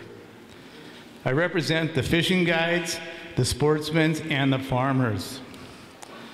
I would like DWR to recommend that our Feather River hatchery raise an extra 2 million salmon and steelhead to mitigate the fish losses due to the Oroville Dam crisis and failure. Today I was notified that there was more stranding of our fish, so we have more fish lost today. I would also like DWR to immediately restore the spawning gravel that was scoured out of the Feather River below the fish hatchery due to high flows, because the endangered spring run salmon are present now in the river looking for a place to spawn. The Bureau of Reclamation, they are the ones who are in charge of the Sacramento River, 2 months ago proactively replenished the spawning gravel there in that area due to high flow scouring. So I believe that our agency at the DWR needs to actively pursue the replenishing of the spawning gravel. Also, this is for the farmers and also downstream. Help shore up the riverbank with riprap rock and planting of riparian vegetation in a tier system, and also help mitigate financial losses to the sport fishing industry and farming and local business industry affected by Oroville Dam crisis and failure. And at the first meeting, not one of our meetings, the DWR mentioned helping fishing, farming, and environmental impact. And again, tonight, the same thing when they had their presentation. I ask you tonight to please have some information for me at the next meeting of these questions and suggestions.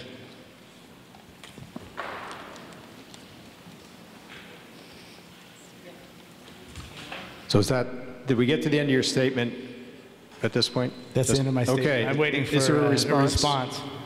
Any response, Cindy? Yes, I got a couple comments. Robert, and you have my contact information, so it would be helpful if you could send me an email with your questions as well. Just want to make sure I could respond to them, or would be ready for the next meeting. As far as your question about releasing more fish from the Feather River Fish Hatchery, we actually were able to make our full releases from the Feather River Fish Hatchery this year. So, it's something I could certainly bring up with the Department of Fish and Wildlife. But there's a lot of discussions need to occur with that between them, the National Marine Fisheries Service, and the Department of Water Resources. As far as them releasing more fish, because there could be other impacts if there's going to be competition with wild fish in the river, things like that. So the biologists would need to discuss it, but we could certainly, I'll bring that up the next time I meet with them. We've actually been, as I explained to you earlier, we've had regular conversations twice a week with the National Marine Fisheries Service, Department of Fish and Wildlife, the U.S. Fish and Wildlife Service, and other state and federal environmental agencies about the whole spillway incident and what's going on with the river, the turbidity issue. And so right now, as far as the habitat in the river, we've been waiting for the flows to drop down before we can even get in there and do any actual assessments of the gravel and looking at sedimentation, things like that. So we are going to be doing that when this summer when the water drops down. But up until just yesterday, water's been too high to really be able to get in there and do that yet. I'm sorry. Yes, I'm sorry. My wife tells me that all the time. Okay. Eric's going to slow down. I'm going to slow down. I'm Okay. sorry for talking too fast. All right. So you also asked a question about downstream impacts to farming. I can't really speak to that. Maybe someone else would be better to speak to that. But that might be better if you maybe send that to me, because I'm not sure if anyone can speak to that issue. But. Okay, see if this works. So first of all, thank you very much, Mr. Dunn. I know you were with us last week and for coming tonight, for the suggestions. I was scribbling them down as fast as I could last week. I'm not sure I captured everything this time around. But I think we're going to need to follow up with you on some of these. I know Eric's committed to doing that, but I want to make sure we talk a little bit offline, if that's okay, so we have your full list of the points you brought up tonight as well as last week. And I'd like to understand maybe a little bit more about the downstream comments or questions that you have or suggestions that you want to discuss. So is that okay? That's fine. Okay. I'd like to readdress the mitigation of the lost fish. Okay. I know we talked to I've been doing this for about 40 years, studying the river system and our fish. I understand that we always talk to our agencies, but this is a simple solution. Our Feather River Hatchery has the capacity to mitigate what I'm asking for. And there is no impact of raising the more fish if we lost that many fish due to the stranding of the fish, the excess sediment that the fish have died due to the sloughing off of our farmland, creating excess turbidity in the river, which we all know turbidity fish don't live well in that. So, I mean, I respect that we're working on it, but I would like to have some serious answers about our fish being mitigated, because I think that's very important. Well, just one other comment. I can commit to bring that your comments directly to Department of Fish and Game and the National Marine Fisheries Service on Friday when we have our conference call. I will bring what you're talking to, and we'll have that discussion. Thank you very much. Well, all right. Thanks, Rob. So next is Tasha Levinson. And after Tasha, Seth Mitchell. Would you like your card? Or you got No, I broke down some notes. All right. So you can lower that if you want. And is that better? Magic. Tasha Levinson of Oroville. The burden of this dam was supposed to come with certain benefits in the license, a whole lot of which have not been fulfilled. So among the other things you can do is just start keeping your promises, and you might actually go back and look at the original license to see which promises you have not fulfilled and make sure you start fulfilling them. Among them were supposed to be tremendous economic benefits to this area. And even in the contracts you've done for the repair here, you have not made sure that these high-paying jobs come to local people, or that they offer apprenticeship training for local people, or do anything to really benefit these people here locally. That would be something that you could do to start fulfilling promises to us. Thank you.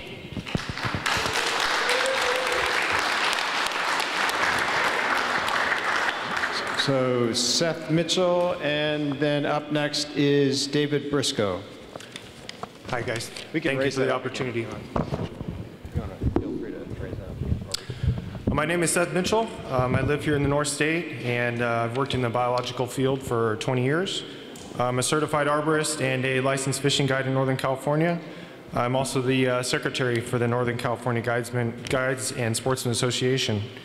Currently, the Feather River has had its riparian vegetation destroyed along the river below the city of Oroville due to the spillway issues and increased flows. The importance of the riparian vegetation is to stabilize the river banks and filter things like debris, sediments, nutrients, pesticides, bacteria, provide habitat for fish and organisms, and slow down the river flows as heavy rain events come to the North State. These riparian areas also provide shade for migrating fish, such as salmon, which need cool water temperatures to survive. Without riparian buffer zones along the river, the banks will continue to erode, and the silt will continue to clog, spawning gravels and plug channels along the river. The organisms that live in these areas will no longer have habitat to support them. These organisms contribute to the health of the river and provide food for fish and wildlife along the banks and in the river. The water temperatures in the river will continue to increase, especially with added warm water that the Department of Water Resources continues to release from the Thermalito Afterbay. And the increase in water temperatures in the river, along with the additional water released from the Afterbay, will ultimately provide undesirable spawning and migration conditions for fish and salmon that depend on the cool water for survival. I feel that due to the loss of the riparian buffer zones along the river, the Department of Water Resources should be responsible for the rehab of the affected areas. Planting riparian vegetation, adding rock to stabilize banks, or installing levees in the areas where the flows on the river have increased are just a few things that should be considered. These implementations will aid in the recovery and the health of the river and provide and improve the habitat that has been lost due to the cascade of events. I asked the Department of Water Resources, what mitigation plans do you have in place to rehab the riparian zones that have been affected or lost along the Feather River below Oroville?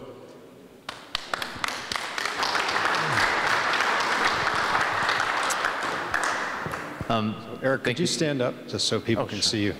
Thanks. Okay, thanks. Thank you for your comments. They're very reasoned. I appreciate that. We definitely have a concern for the impacts on the river, and like I said, we are going to be assessing once the flows drop down. We're going to be doing an assessment of the river and working with our state and federal fish and wildlife partners. So, as far as exactly what we're going to do, rip-wrapping banks and stuff like that, I can't really make a commitment right now, but I can tell you we are going to be looking at the impacts. And the Department of Water Resources is committed to doing restoration work on the Feather River. When our new license is issued, we actually have a whole suite of projects we're going to be doing to improve habitat in the river. So that's I don't know how familiar you are with our settlement agreement, our new license, but it actually has an entire program to do just what you're talking about. So as far as temperatures in the river, we are going to have full operational capability this year to meet all of our flow and temperature requirements that we have for the river. And I think especially this year with the higher flows we're going to see, the temperatures are going to be lower than they normally would. So I can say that we will meet our temperature requirements for the river this year. Do these implementations, are these going to be rewritten into the new FERC licensing, or do you have an emergency operation plan in place to stabilize the banks on the river? Because not only are we losing the farms downstream, but we're also in a dire time frame right now to where we're going to lose migrating fish in the river due to the banks not being stabilized anymore because the riparian vegetation is basically lost at this point. Well, farming in the flood zone of the river, I don't really know that issue well enough. I can't speak to that. It's not something the Department of Water Resources generally gets involved with from an environmental standpoint. So I really can't speak to that. But certainly riparian habitat is a big factor. In fact, we actually have a program when the new license is issued that we're going to be implementing to enhance riparian habitat in the area, within our project area, that upper 10 miles or so of the river zone. So. Is anything written in an emergency operation plan with the current situation that has presented itself with the dam situation? No, we don't have anything like that. I would ask that be written in. Okay. The time is now. Sure. we don't really have much time. I mean, the summer heat's coming. The temperatures are going to rise. Our migrating fish are going to have high water temperatures. We don't want them trucked. We want them to stay right here in the North State. Right. Well, like I said, we're going to meet our temperature requirements. Flows are actually going to be higher than they normally are, just because this is a wet year. As far as the spillway incident itself, what you're talking about, things that really aren't from the spillway itself. It's the temperatures in the river are a function of a variety of things, and like I said, with the higher flows this year, it should actually be less of a problem than we even normally have. So we have operational capability to meet our flow and temperature requirements. I can assure you of that. I think without there needing to be any kind of a change because of the spillway incident. I think what I'm getting at is that the 100-year floodplain the 100-year flood plain on the river and its riparian vegetation has been destroyed because of the emergency operations that have taken place. And not only is the 100-year floodplain destroyed, but the 50-year floodplain and the 25-year floodplain have also been destroyed. And I mean, the time is now to act. Well, we are going to be assessing that, as I said, with the state and federal environmental agencies. All right. Cindy, did you have something you wanted to add, I think? Yeah.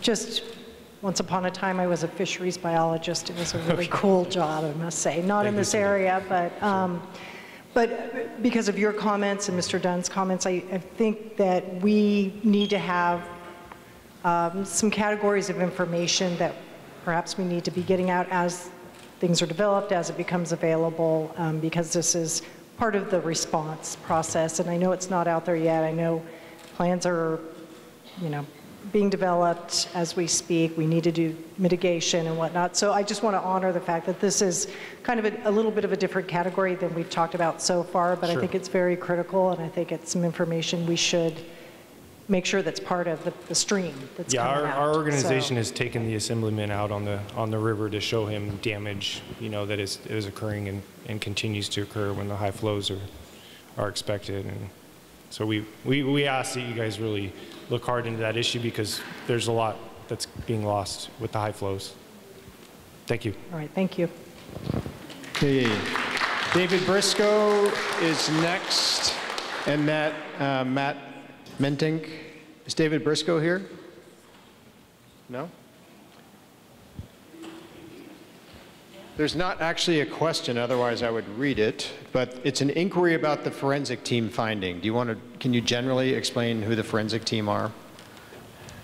Maybe we can address that. Okay, so again, remember the forensic team, completely different than the board of consultants. So the forensic team is to figure out what happened. And so in order to do that, you actually have to gather a lot of facts. And so this forensic team is actually looking at thousands of pages of documents. They're actually looking at information that we have just collected. So we actually went out there and we did a lot of new exploration in and around the spillway. So all that information is going to be used to figure out, based on the facts, what's going to be their opinion on what actually happened. The first thing they're going to do, though, and you probably read this in different articles already, is what are the things that could have actually happened? And so we all have a long list of, here's the things that could have happened. Well, the forensic team, the first thing they're going to do is they're going to lay out, here are the things that could have happened. And the reason we want that is when we do the actual next design, we don't want to repeat the mistakes. And so we're going to get that list. Most of us kind of know are the things that could have already happened, but we'll use the forensic team's analysis on that piece of it, make sure we don't redesign something that actually occurred. But then it's going to take a little bit of time for the forensic team to actually lay out what actually happened. So we're actually expecting a report sometime in the fall to lay out what actually happened. And it's not just your community. It's not just the state of California that's interested in this. It's actually a world event in dam safety. We all want to learn so we could apply this worldwide and make sure this actually doesn't happen anywhere else in the world. So a lot to come on that one. Thanks, Dave. So Matt? Are you here? Here you are, right. I'm guessing you don't need your card? Okay. Thank you very much for holding these public meetings. As you can tell, there's a lot of concern and a lot of people that have questions they want answered. I think especially in this community, the people that live and stare at the emergency spillway on a daily basis would like to know the operational manual that talks about use of the emergency spillway. Is there somebody in the staff who's familiar with the operating manual on how we regulate water flows and the amount of flood storage that's needed behind the dam? Anybody that can speak to that? Are you asking whether there's someone from DWR who would? Yes. I would ask. Yes, I'll try. Do you have a microphone, Joe? Let's give Joe a microphone. What's the flood storage requirement for Oroville Dam without Marysville Dam?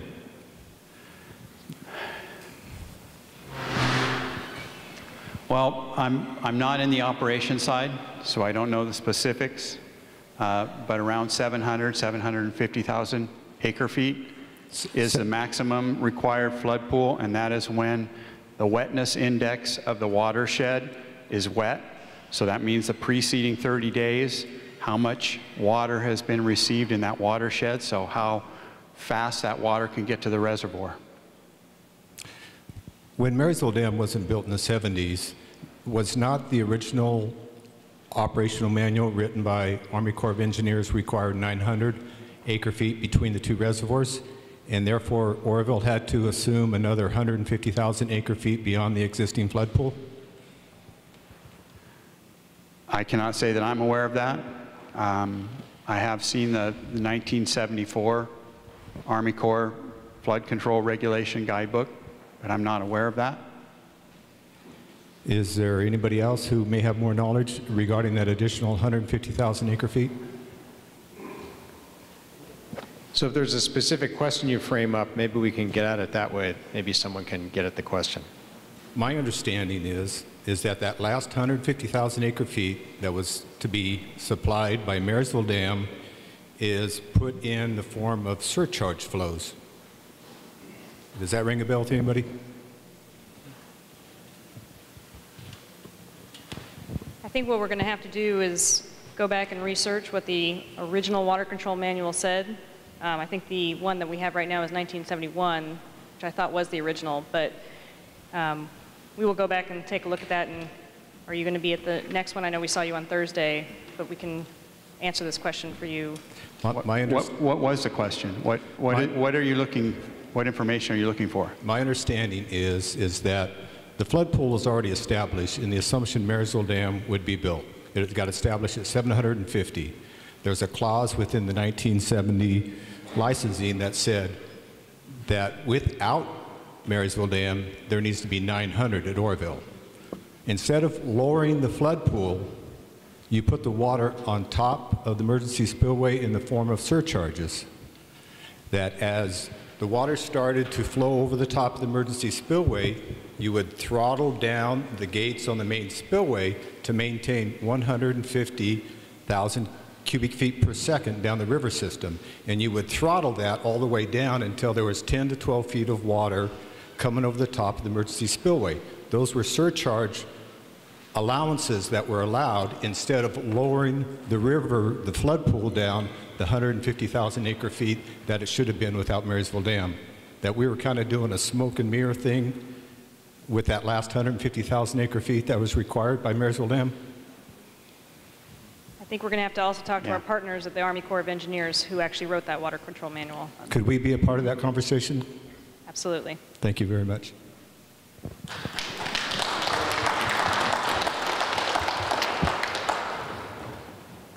Okay, so Norman Cable, I have a question from you, and then next up is Terry Ann Tyberg. Is Norman here?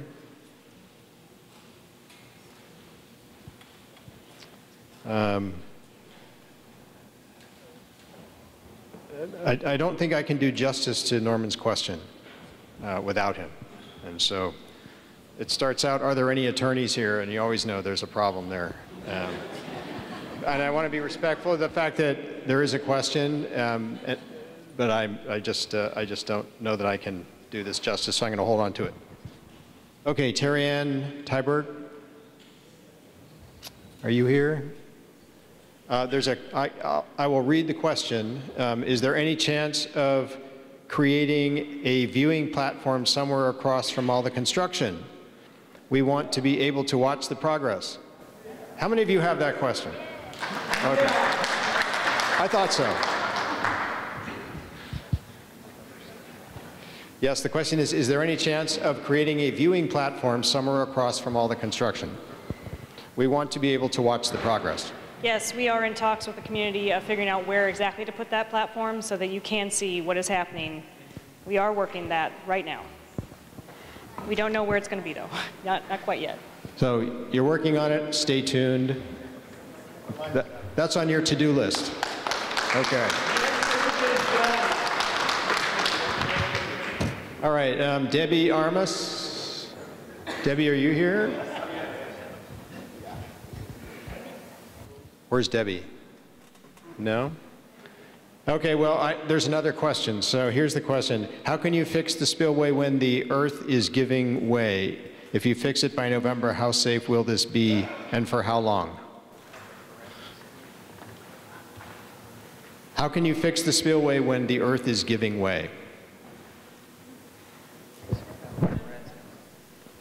I'm not sure I understand the question. When the earth is giving way? Yes. That it's corroding. When the earth is corroding. Eroding. Okay, so I'm not sure whether we're talking about the emergency spillway or the main spill. Let's start with the emergency spillway since okay, so first of all, right now it's not eroding. I mean, it was actively eroding when it was overtopping with water. So it's not actively eroding. And so in fact, that's a perfect construction site. We could actually go out there and we can actually work on that. And we could actually work on it past November because we're not expecting water to go over that after November even. And so I would imagine that construction is actually going to continue on through the winter to continue to fix that. And so there was erosion going on. And so the question is, how do you fix that? And I think what you see up here is how to do that. We're going to put that wall, we explained that, and then we're going to put a roller compacted concrete slab over that. So the other spillway, again, I don't think it's eroding, so it's already eroded. It's already eroded. And so actually it's nice and clean for us to actually do the construction. And so we're going to use what's there. We're going to use all the material that actually went into the river. We pulled that back up. We stockpiled it. It's going to be used to actually make roller compacted concrete, put it back stronger than actually what it was because it's not going to be concrete. And so we're laying back slopes on both sides of it now for construction, for safety. And so you need to do that because if you've seen pictures of it, not too long ago, it was very vertical, and so folks can't get in there and work. So we've been laying back those slopes ever since. So I'm not sure I answered the question, but there is not active erosion going on right now. Instead, it had already eroded, so now we're going to repair it. Okay. Okay, thanks, Dave. So Arlen, is it Scheibig? I'm sorry. I need to, Tom, I need to stick with it. Pardon me?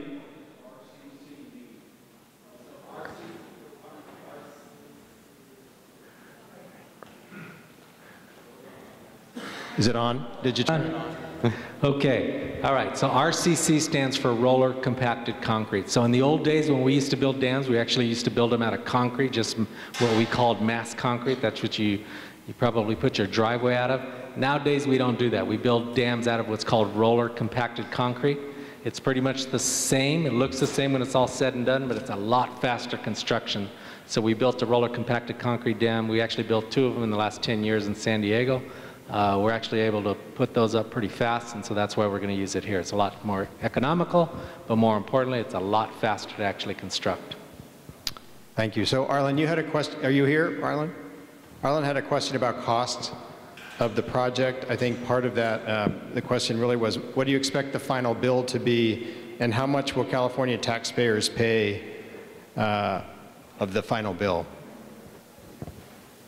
Well, I think we kind of answered that question. So we answered it that it's the water contractors who are responsible to pay that bill, and possibly FEMA. We talked about the estimate already. And then there will be changes. There's always changes in major construction, and so there will most likely be change in the actual bill, and that'll be adjusted as we go through construction. So, okay. David Seaton, are you here? David, there you go. And then next up is Roger Edmondson.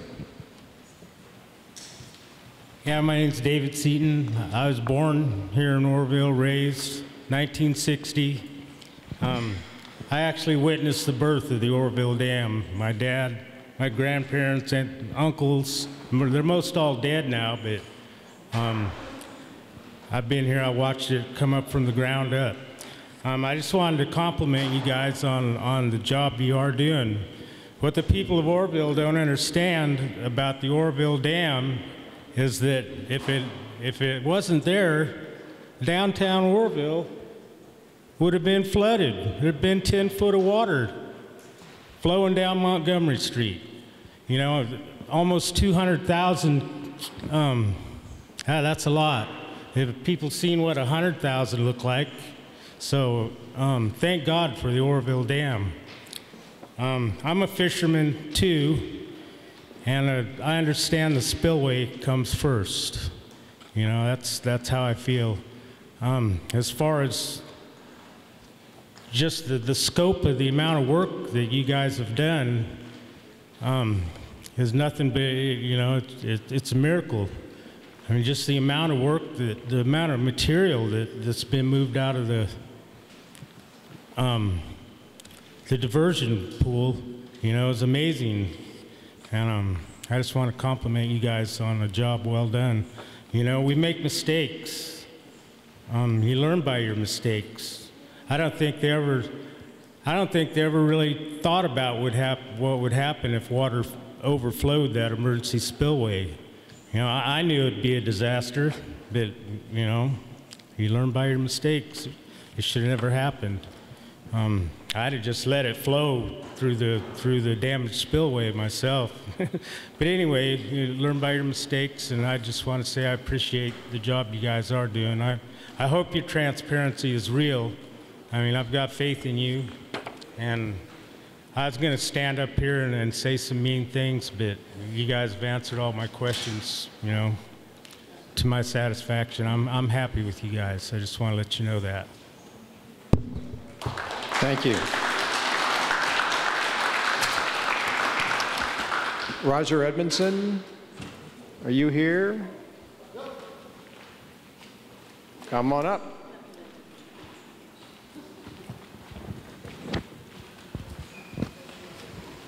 Do you need your card? No, thanks. All right. Roger Edmondson, resident of Oroville. I actually have 3 quick questions. After all is said and done, all put together, all back to normal, is Oroville going to have the license to run the power plant? Question 1. Question 2, after all is said and done, are we going to be able to use the spillway launch ramp for launching our boats? And will we have to go to a different route, or are we going to be able to drive across the dam? Question 3, Mount Spillway on Cherokee, all right, which is all the dirt pulled out of the river to make the flow from the power plant work. Are we going to run that through a wash plant and get all the gold that we can out of it to help pay for this? Those are my questions. So, did you just refer to Mount Spillway? Yes. You did. All right. Mount Spillway. I watched the thing grow. All right, so the first question had to do with getting a license for the power plant. Okay, so the first question is a great question. So in fact, we're actually in Washington, D.C. right now trying to ask that question ourselves. The problem with that is there's 2 commissioners right now on the FERC commission. We need a 3rd. And so we'll... Happens every time. Every 10 years, oh, we need another person. Oh, we need another environmental thing. Well, the commission is a FERC regulator. It's a federal appointed by the president. And so it's out of our hands, but we want that commissioner to get on there, get appointed, so we can answer your question. That's a great question. We don't know the answer to that. It's going to be up to FDRC. When are we going to get that license? So great question. We'll answer that as soon as FERC tells us. What was the second question? Spillway ramp. Will people be able to use it in the future? Can you answer that one? Eric. Speak slowly and stand up. That's great. Regarding the Spillway boat ramp, what we know is that Spillway boat ramp is not going to be available this year. It's not going to be available next year. As far as past that, we don't know yet. I can't say. It's a question, working in the recreation side, I've been very curious. I've been asking that question myself, but the decision hasn't been made yet. We just know it's going to be part of the construction zone for sure this year, very likely next year. And beyond that, we don't know yet. But I will say that we are actively right now working on ways to try to offset the impacts of losing the Spillway boat ramp, because it's our biggest boat ramp on the lake. It's got 400 parking places. So we're very well aware of that. We're working very hard right now to try to offset those impacts on recreation. Super. And actually, I do have one last question. Wait, let's just sort this out. So someone asked, can you give any more details, Eric, about the other things you're working on? Oh, okay. Yes. So what we're looking at is, the other boat ramps on Lake Oroville are currently open. There's Loafer Creek boat ramp, there's Bidwell boat ramp, Lime Saddle boat ramps are the primary ones. So we're looking at expanding the parking lots at those existing boat ramps right now. Of course, there's permitting you have to do, there's contracting you have to do, there's design work and all that kind of stuff. So we're very actively trying to get all that together. We have some other ideas too. As the lake drops down, we gain additional parking, but we start to lose ramp lanes. So we're also even looking at that, like later on in the year. That you can't do until the water drops down, of course, and so it's more long term. So right now we're trying to phase things, hit the things that we can do on the shorter timeline, like the parking lots, shuttle service at the boat ramps. If we can develop an off-site parking lot or utilize an off-site parking lot like at Bidwell boat ramp right now. Talking about maybe using the Kelly Ridge Visitor Center or the Lake Oroville Visitor Center parking lot and having a shuttle service. I know we're trying to do what we can, though. I mean, that's something we can get going right away. So we're scrambling. And one last comment. Yes. We've actually talked to the Oroville Recreation Advisory Committee. They have some ideas as well. So we're going to be working with them also to try to develop what we can. All right, we have a gold mining question. I don't want to lose that one. Well, bring your pan and I'll meet you out there. Let's see if we can get something. They won't let me in there. Oh, darn, me neither. I don't know what you can say about gold, but there was another question that I think we should clarify too, the construction window. So we talked about we're going to try to repair everything by November 1st. Remember, what we're going to do is we're going to make as far as we can up. We're going to be replacing slabs as we go up. We're not going to finish it all in 1 year, but we're going to get the dam safe for November 1st. Then we're going to have to come back next year and do some cleanup and finish some things off. So you can kind of consider that this is going to be a 2-year construction period, with most of it actually happening this year. You're going to see it really busy picking up. Probably in the next couple of weeks, you're going to start seeing some heavy action out there. Well, we're hoping that the residents of Oroville will have free boat access to our lake since we don't have our main ramp. Noted.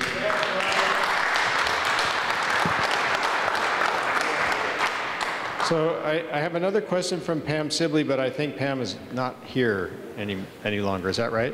Are you here? No. Pam asked, when are you going to start repairs on Riverbend Park? When will it be open?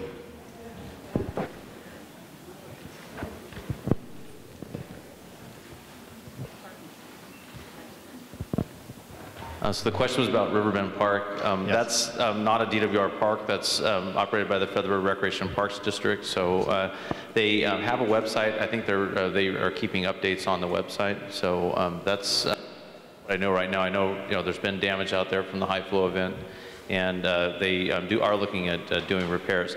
As I understand, it was covered by their insurance policy. So they're looking at doing assessments right now to figure out what they can what they can repair and how they're going to go about doing that. Thanks. So I have a question from Ray. Is it Ray Furpo? You have a traffic question at a minimum is the one I have. All right. You're up. Okay. Ray Furpo, Kelly Ridge, Unit 7, private road. I represent 49 lot owners. We overlook the dam, the river, the spillway, everything. We see it, and so do hundreds and hundreds and hundreds of other people in Oroville that come onto our private road and gawk and run over stuff and walk on people's property. Question, can we get a guard posted on our private road to relieve the attractive nuisance that DWR created inadvertently? That's the one question. I have three more. And they're all related to traffic, I'm guessing? Pretty much. Yeah, okay.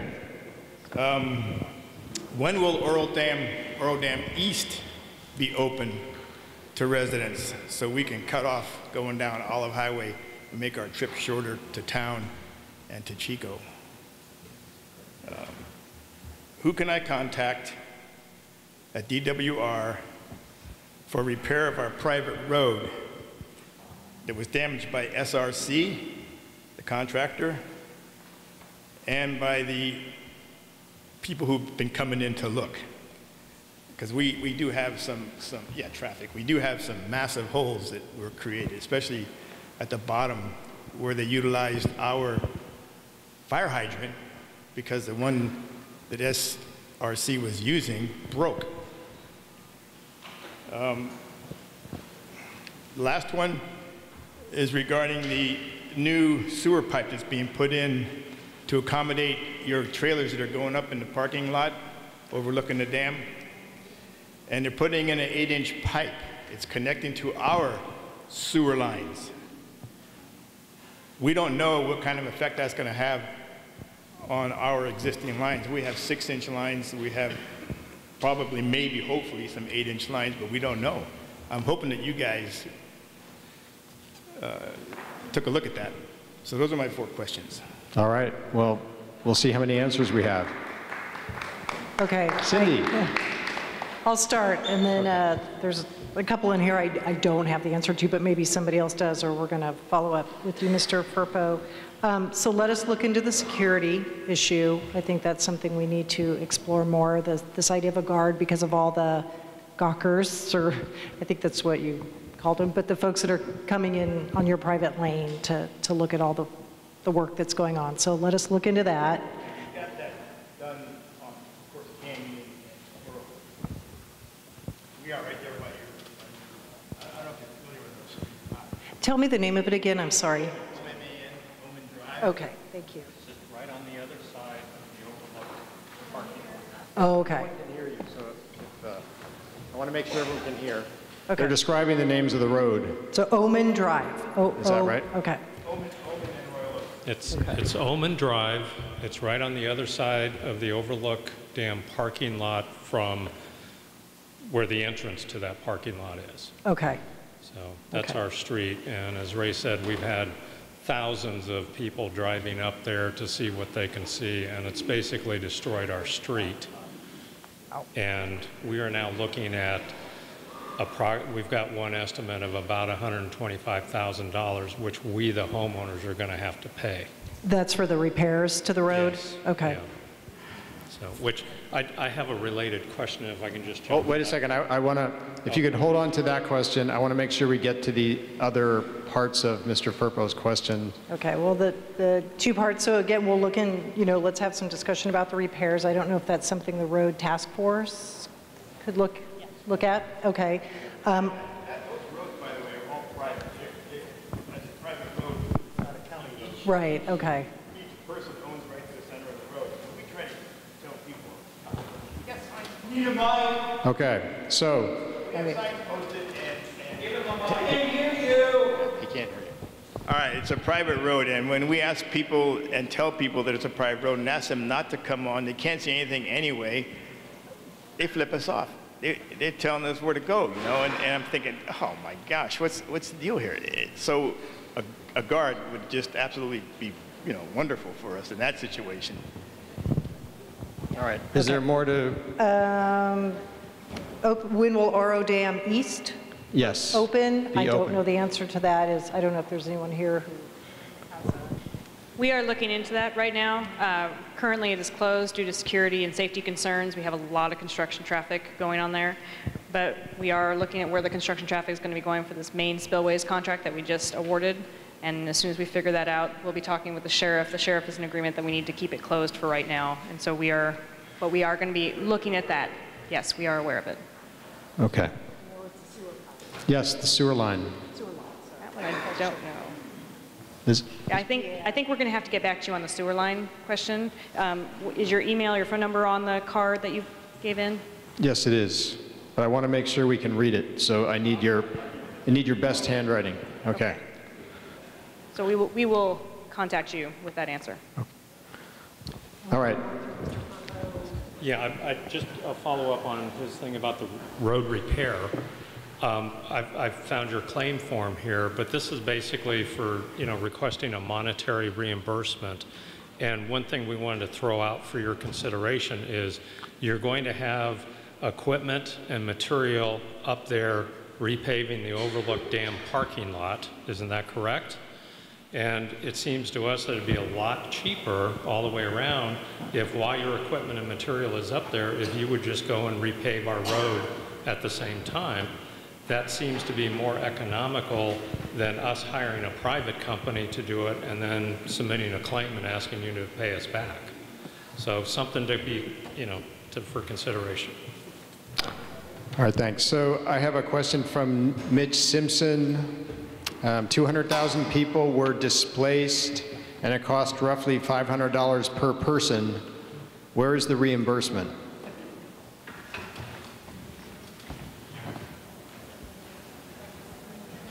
$200,000 people were displaced and it cost roughly $500 per person. Where is the reimbursement for the people who were displaced? We're going to have to answer that question another night. I don't know the answer right now. Don't have information on that right now. But we will look into that. It needs some follow-up. You'll look into it. Okay. Let's see. Nikki Simpson, are you here? No? All right. I will read this question. Why was the lake allowed to get to flood stage and the emergency spillway pressed into service? Why was the lake not released sooner?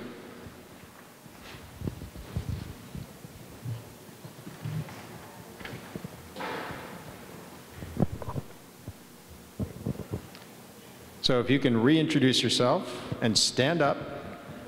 There you go. Thank you. Hi, I'm Gina House. I'm going to refer to my notes because I'm not very good at speaking. Okay, so you need to speak right into the microphone, right. Okay? I am going to refer to my notes because I'm not very good at speaking in front of a crowd.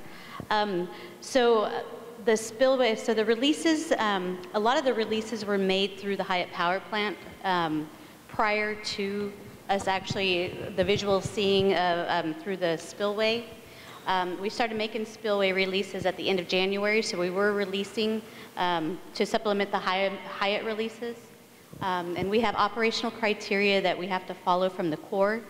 And I do that in conjunction with our Water Operations Office, which is out of Sacramento, who then coordinates all of the operations with the Bureau of Reclamation and for all the project releases to the Feather River.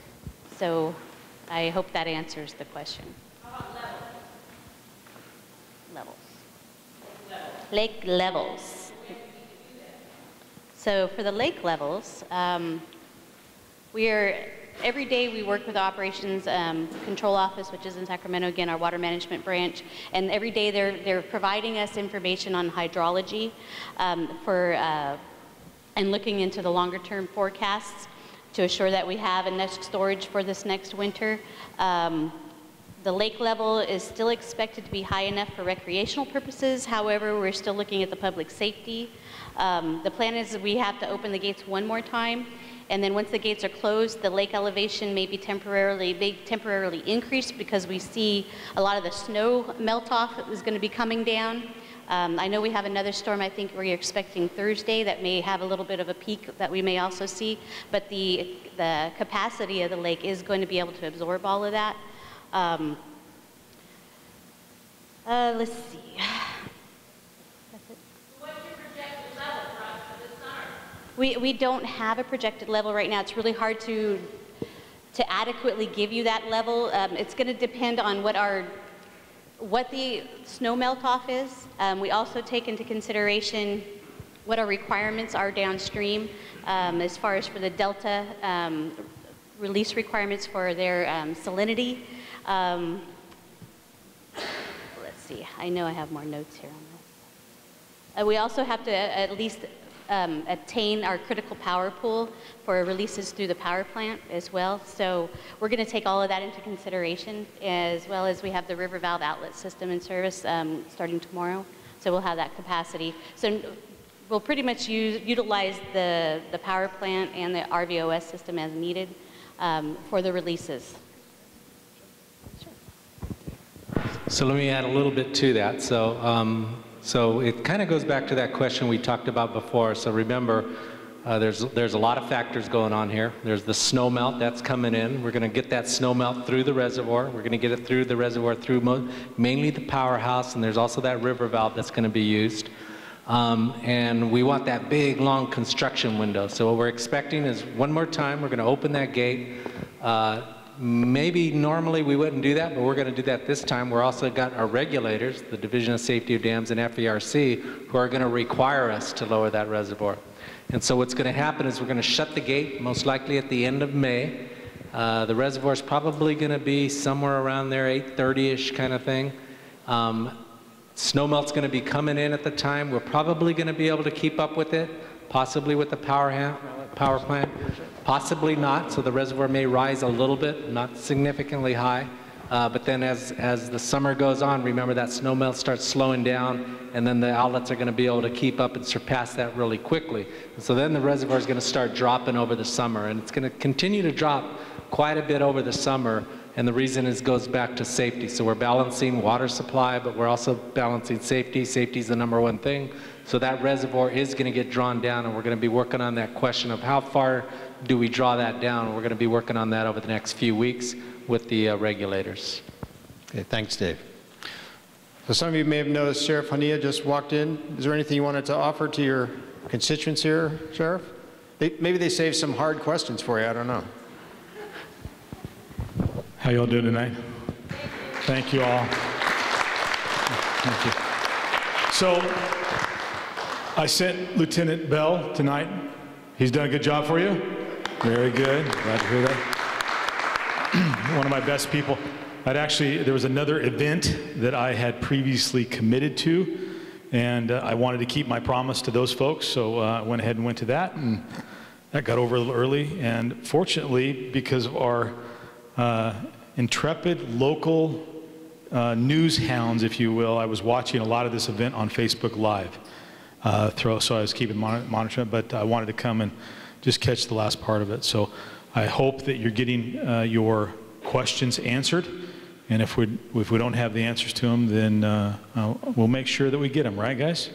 Exactly right. But I do appreciate all of you coming out. I think it's very, very important that everybody comes out and is part of the process, understands what's going on, and also appreciate the fact that DWR has made themselves available to come out to the community and talk about what's going on. Armed with information, we're much, much better positioned to make sure that things are being done correctly and that our safety is paramount.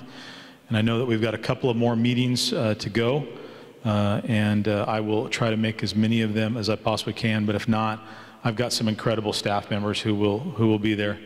And I'll just finish on this one note, if you'll allow me. Every opportunity that I have had to get out and speak with members of my community, I have wanted to tell you all this. This has been a crazy couple of months, right? I mean, there's been a lot of, it's been an experience that I hope we never have to go through again, but I have got to tell you that I am so proud of our community. It's incredible how this community came together. It's incredible about how you have supported one another, you've supported public safety, and that you're staying engaged. And I got to tell you, I'm proud to be your sheriff. I'm proud of the fact that we have got a community that cares about one another and cares about these important issues. So thank you all for being out here. Thank you for coming, and keep it up. Thank you.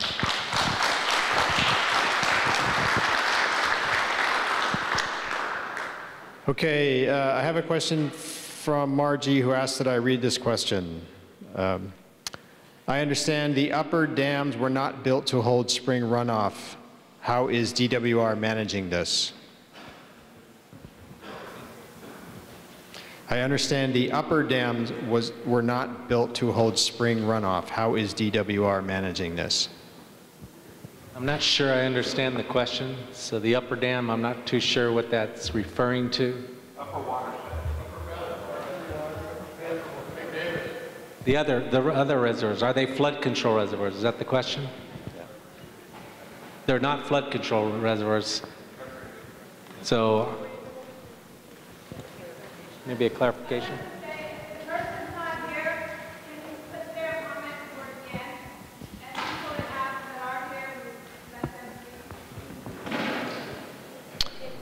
Well, I'm willing to do that, but I also did invite people to have me read their questions, so I'll move through these as quickly as I can. So I don't know if I answered the question, but the upper dams are not flood control facilities, and they don't control. It's Oroville that does that. So I'm not sure I completely understand the question, but if someone comes to another meeting and has that question, we have the card. We can get in touch. Yes, we do have. No, Margie did not give us any contact information. All right. The next question is from Sloan Carlson. Is Sloan here? And Sloan, yes, you're here. You asked that I read this question. What are your plans for making a continuous horse trail from, is it Loafer Creek Horse Camp to Lakeland parking area? Tourists pay a lot of money to horse camp there and had over 50 miles of trails to ride on. Now they pay the same price and can only ride the short trails around Loafer Creek and over to the visitor center. So as you explained, you can use the trails in the Loafer Creek area, get up to where the visitor center is, but right now the trail is closed down along the diversion pool on the south side, there by where the Hyatt entrance is.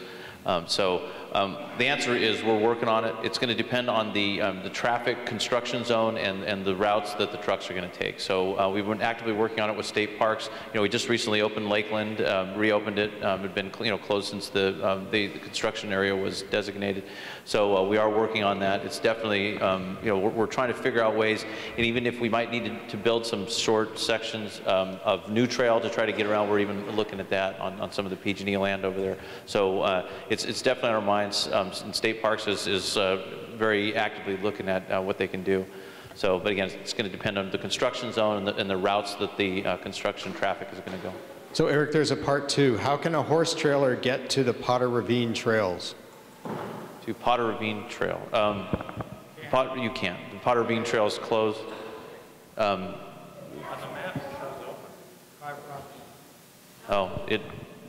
The Potter Ravine Trail, as I understand, is closed right now. The access to Potter Ravine Trail used to be from the Spillway boat ramp, and since the Spillway boat ramp is closed, there's not a way to get to it. The other way would be from the Burma Road section. So if that's an oversight in our map, we'll make that correction. But as I understand, Potter Ravine's closed.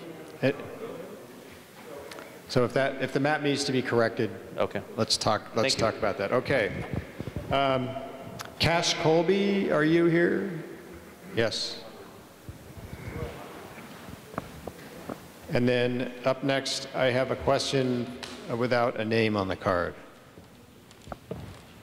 Oh, mine's real simple. Okay. I live right on the diversion pool, like 200 feet from what's now the shipyard. So I'm sleep deprived if I sound in a stupor. But my question was mostly that we're not going to do business as usual, and my concern was with the environmental impact of everything. And yeah, I'm the pond rat. But anyway, I talked to Eric, and I'm pretty confident that in what he told me about the impact on the diversion pool and all that. But one of the things I'd like to find out is who can I talk to about some other things that have been going on at the diversion pool where DWR is not complying with the RMP settlement agreement. And I've had issues for a couple of years, and I've been getting shrugged off by DWR. And so I'd like to know who would I talk to about that. Eric, you already told me you didn't know. Yeah, that would be catching. Are you referring to the shooting range specifically? Yeah. Okay. So the shooting range that's in the area is not one of our recreation, it's part of our recreation plan. So I think it is operated by the state parks as far as, you know, its management. DWR doesn't have much management at all, and we don't manage it as like a shooting range for the public or part of the recreation plan. So I don't have an answer for you because it's not managed by DWR. Right. Yeah, I'm not talking about a public shooting range. I'm talking about what I'm talking about. So what I'm talking about is title-held land by DWR, and they're operating a facility there that is in violation of the RMP and doesn't comply with the park setting, and it's annoying. It's a nuisance. And so if it doesn't comply with the park setting, it doesn't comply with the RMP, and it doesn't comply with local zoning or building permit processes that the RMP demands that DWR follow, then who do I talk to from DWR about that? Because if you shrug it off to Parks and Recs, they're just going to say, we don't have to comply with an RMP. The RMP was signed by DWR. Okay, so, well, I'll need to probably take this offline. Because like I said, we are in compliance with our recreation management plan. So RMP means recreation management plan. It's our FERC obligation for maintaining recreation facilities at the project. That site is not identified as a recreation site.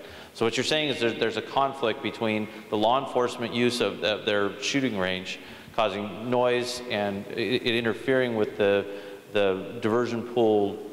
Right. Peaceful, you know. Exactly. And your house is right by there. Man, so. I'm next door, so yeah, it's annoying to me too. And it's annoying to the sheriff to have to be called in the middle of the night to tell them to go stop. Or 4 in the morning or whenever they're using it.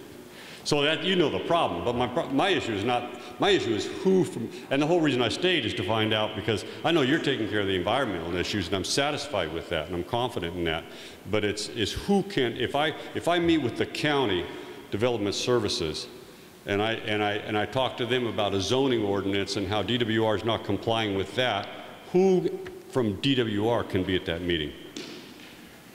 Well, I tell you what, I can talk to state parks about it. We can kind of see what the interface is there. I just don't know enough about it. It's a shooting range for law enforcement personnel, and DWR does not. We don't have law enforcement personnel. We don't operate that shooting range. So, and it's right. You know. So. All right. Yeah, so all right. Obviously, so no answer. I haven't got your name yet, have I? But Eric certainly seems to know about it. So Eric. can you call Eric? Touch. Okay. All right. Great. Thank you. Yeah. So I have what looks like a comment from Larry. Is it Grudman? Yes. Would you like me to read this? Okay. The incident of the spillway failure and subsequent evacuation made worse by DWR's attitude and behavior received national and international negative publicity that has stigmatized this community and its environs. When the safety and security of the dam and its ancillary devices is finally assured, what programs will be undertaken and supported by DWR to erase this negative assessment and remove the stigma?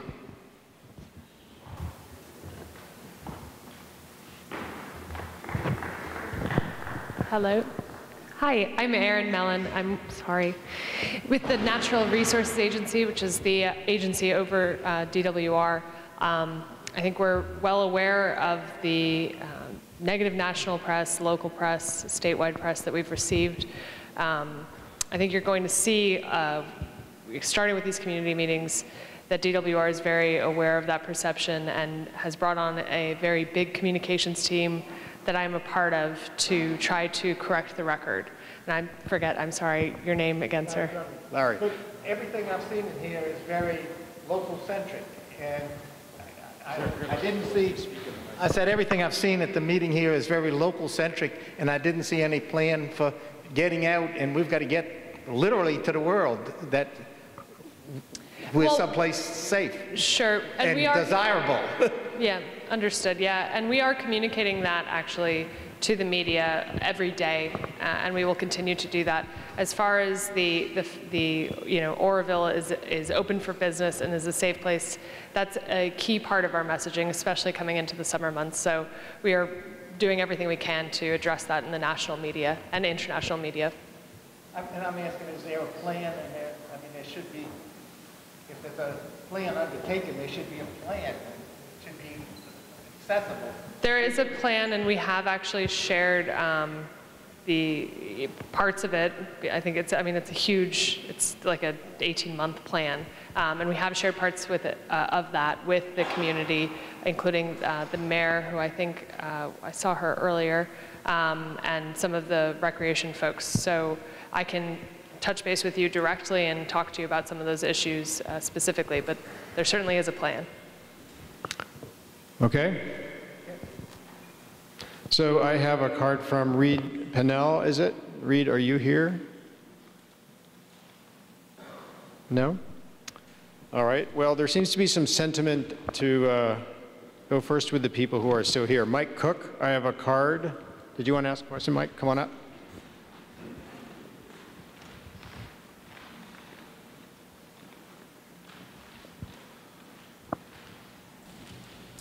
Nine o'clock. Hang in there. Doing good. All right. So thanks, guys, for having us. I hope to. I have a question and hopefully can provide a recommendation. So my name is Mike Cook. I'm a regional director for River Partners, a nonprofit based in Chico. Our mission is to create wildlife habitat for the benefit of people and the environment. To accomplish this, we implement large-scale projects that restore riparian habitat along California's rivers. We are currently engaged in a planning effort of a multi-benefit project on the D unit of the Oroville Wildlife Area, which, as some of you may know, is owned by DWR, and I believe was used as one of the original borrow pit sites to construct the dam. The Oroville Wildlife Area comprises of 11,800 acres on both banks of the Feather River, just 10 miles downstream from Oroville Dam. Of that area, roughly 615 acres are covered in piles of rock dredge left behind by 19th century gold miners. Several studies from within my organization and many other consultants have been conducted to identify the quality of that rock and its suitability as a viable construction aggregate in order to mine the gravel to improve the conditions at Oroville Wildlife Area. So my question is DWR looking at Oroville Wildlife Area as a potential source of rock and aggregate? And if not, I seriously encourage it because the removal of this rock will provide many immense benefits to our community, including increased flood control by increasing channel capacity, savings of project costs resulting from shorter haul distances, and of course, you guys own the rock, so it's free. Increased public safety, as most of us in this community know, the Oroville Wildlife Area is plagued with a lot of crime and illegal activity, including drug manufacturing and use, fires, illegal dumping, accidental drownings, and homicide. And of course, as mentioned earlier, this would immensely improve habitat for fish and wildlife species, including waterfowl and deer for hunters, and of course threatened and endangered runs of salmon and steelhead. By lowering the floodplain would create substantial benefit in the form of rearing habitat for juvenile salmonids. Of course, removal of invasive plant species, including tree of heaven and water primrose that currently engulf the area. And then obviously it would provide economic stimulus by employing the local community. As we know, Kiewit was hired to do the repair, and they are based in Omaha, Nebraska, and who knows where their labor force will come from. So my question is, are you guys looking at Oroville Wildlife Area as a source of construction aggregate?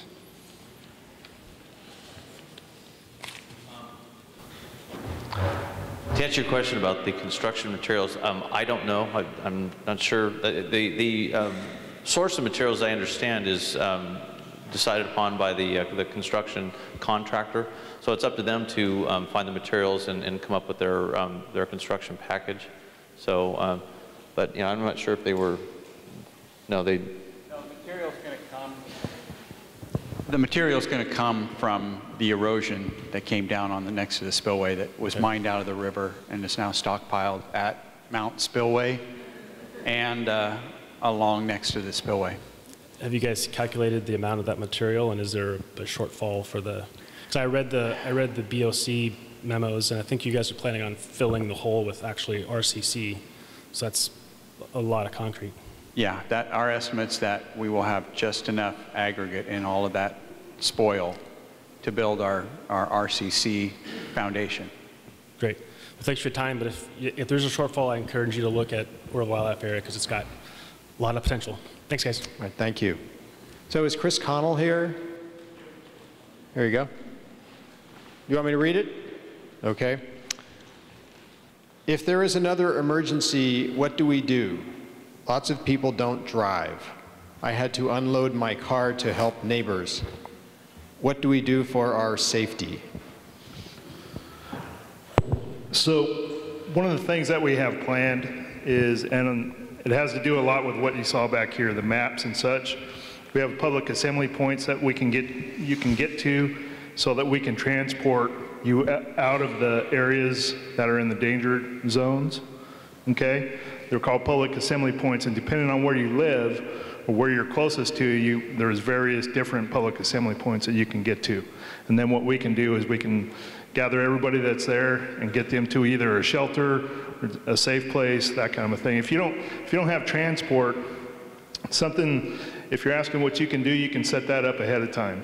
A friend, public transportation, having and knowledge of where you live and where these public assembly points are will be huge, because then we can get you out of there from those areas.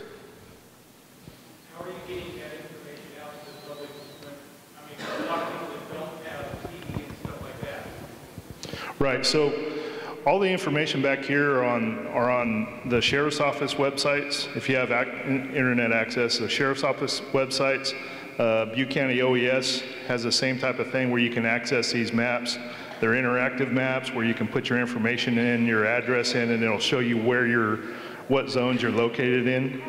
And it has direction on what you need to do, where you need to go, depending on where you live. We also have information where we gathered up personnel from each of the libraries in these areas. So you can go to the local library and they'd be able to help you out with everything that you see here, especially if you don't have internet access. If you have elderly friends, things like that don't have the internet, they can go to those libraries and get the same type of information. That answer your question, Chris? Okay. So I have a question from Jonathan Foxon.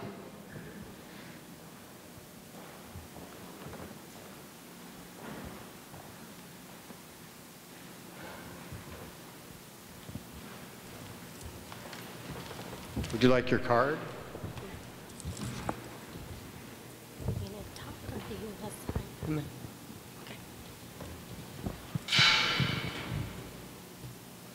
Why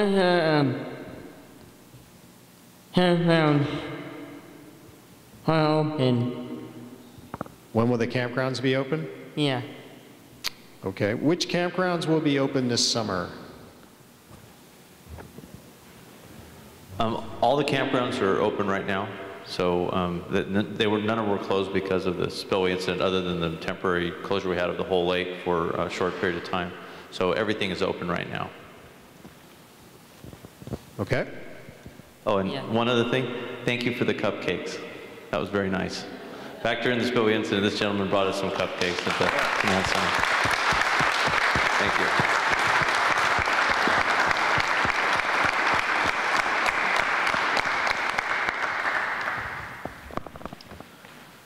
Okay, I have is it a comment from Craig Bentley? So I'm gonna, is that something that you wanted to? Yeah. Oh, okay.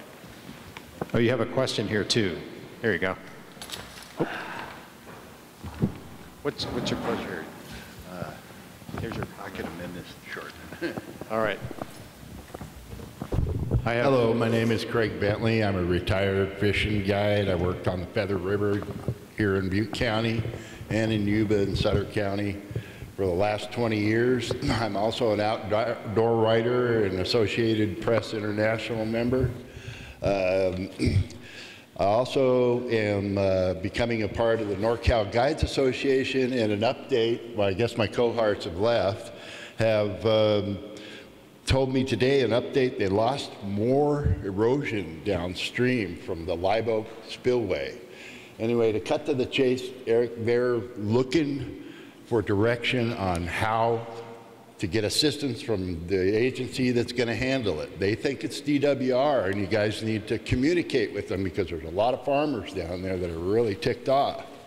And they want, yeah, I think if you just went with the information and gave them the information, they would probably be satisfied with it. They don't really understand the engineering aspect of having to turn the spillway off suddenly to avoid further erosion. So maybe that needs to be explained to them in a little further detail, because they're just panicking. They lost another 150 or so walnut trees per farm down there yesterday when the flow dropped from 35,000 to 12,000.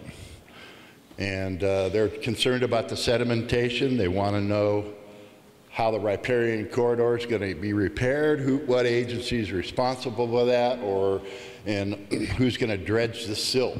I don't know a whole lot about that. I'm just conveying the message from the president of the association, James Stone, at this point. So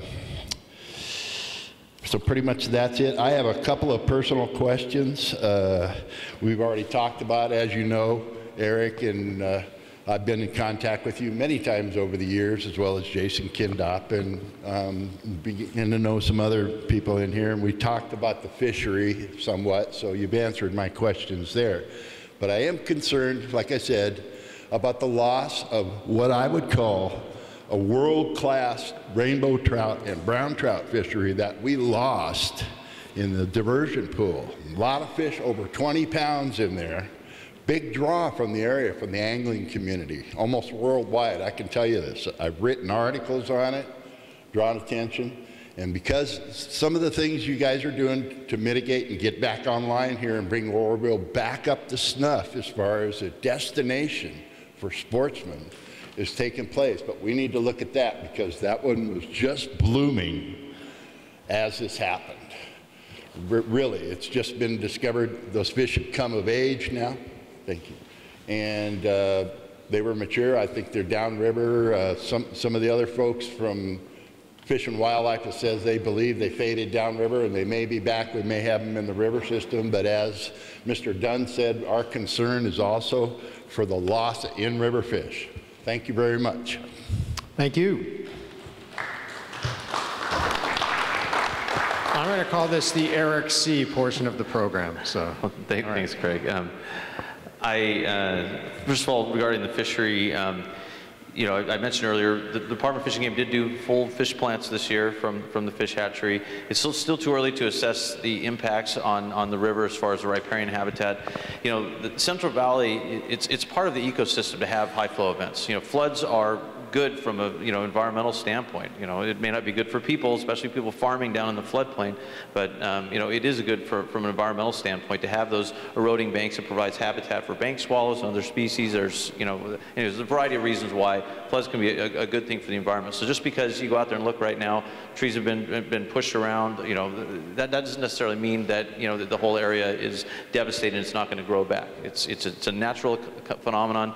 If Oroville Dam hadn't have been there would have been 190,000 cubic feet per second going down the Feather River Channel, and historically, prior to humans coming around and building dams, that happened every year. Those big flow events. So, from an environmental standpoint, it's still a little early, but we are going to be assessing, especially the issue of the sediment and the turbidity, because we know we had a lot more of that than normal. So that's definitely something we're going to be looking at, and we are going to be doing some assessments with the Department of Fish and Wildlife and the National Marine Fisheries Service. Regarding the fishery and the diversion pool, over the years it's had its ups and downs, just like the Lake Oroville fishery and the other areas. So, there's probably a lot of fish that came out of Lake Oroville that are down, going to be in there this year. So.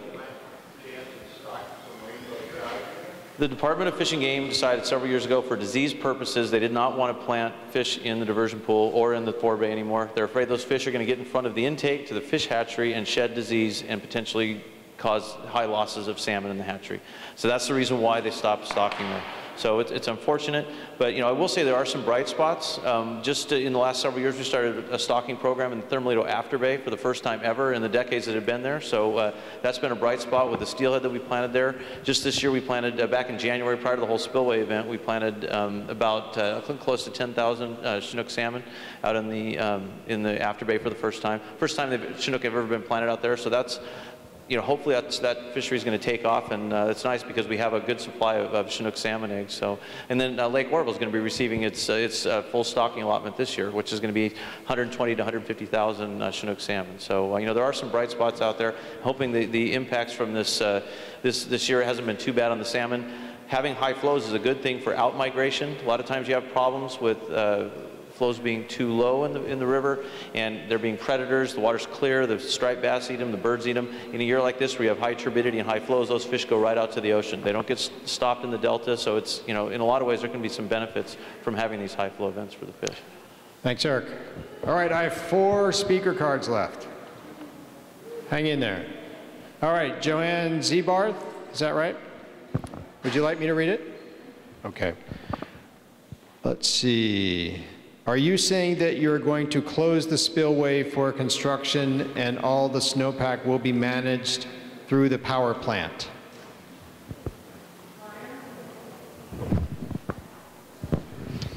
Yes, so what's going to happen is snow's coming down right now. I think there's about 2 million acre feet or something up in the mountains right now. It'll continue coming down. That's going to get lower and lower. The rain that we're expecting isn't going to be significant over the next 10 days. And so what we have is we have an estimate of the snow. We have an estimate of the snow and when it's going to come down and how it's going to come through. And you know, people can't hear you. So did you want to? We all saw the estimate of the snow for May 1st, which we're all waiting to see. I don't have to talk that loud. I just would talk to him. So when we saw that what the snowpack was, your neighbors would love to hear what you got to say there. I'm sorry. That's all right. Okay, so we were waiting to see on May 1st when they put out the snowpack, and we all saw what it was yesterday. So we're supposed to be confident that that much snowpack is going to go through that hydroelectric thing that we all see pictures of what terrible shape it was in with the sandbags and the flooding and everything. Do you think that's going to handle all that water? So the powerhouse is running, and it's running efficiently. We're able to, when all those units are up, I think that was 13,000 CFS. When we have all the units, it's 17,000 CFS. What we're actually estimating is that if we have at least 10,000, so we have a capacity of 17 plus another 4 for the river valve. If we were to run all that, we could run 22,000 CFS, but we're not going to estimate that. We're going to just estimate 10,000 CFS, and with 10,000 CFS, yes, we can manage the snow. So once you start on the spillway, then there's no plan B. It's just there is a plan B. No, there's always a plan B. And how is that? The plan B is the way that we're going to do the construction is we're going to actually start the construction in the bottom. We're going to be taking out a lot of that concrete out. We all know once you get into June, we get more and more confident how much snow is coming down. We have full confidence that we could do it with the powerhouse, but there's always a plan B, and the plan B would be we can't open that spillway one more time. We would have to get all the construction equipment out of there in order to do that. We don't expect that to happen. We feel very confident based on half of the capacity of the powerhouse, we could manage the flow. So that's all part of the plan, and we feel very confident that we can manage it through the powerhouse. All right. Okay, thank you. Okay, 3 cards left. Helen Dennis. Helen, yes. You want your card here? No, I don't need it. Okay. What I'm wanting to know is why am I supposed to believe DWR? I'm not talking about you individually, but I'm talking about DWR as a whole. Because I lived here in 1966 and 67. I came back in 1970. And I have seen no evidence that you really want to make this community here grow with the population that we are supposed to have for recreation and all of that. And now most of it's been destroyed again. And so here we are starting pretty much from nil. And I want to know why it is we're supposed to believe you and trust you, because I haven't found anything yet truthful. And I want to. And Cindy, even earlier when you were talking, you said, well, we're going to release information to you as soon as possible, but, well, some of it we aren't. So why should I believe? Why should I believe that everything that's being done up there is being done up to caliber that it should be, because we can't see it. We don't know what you're doing. It's all behind closed doors, in other words. I get turned away every time I go up into Kelly Ridge to try to go to the dam.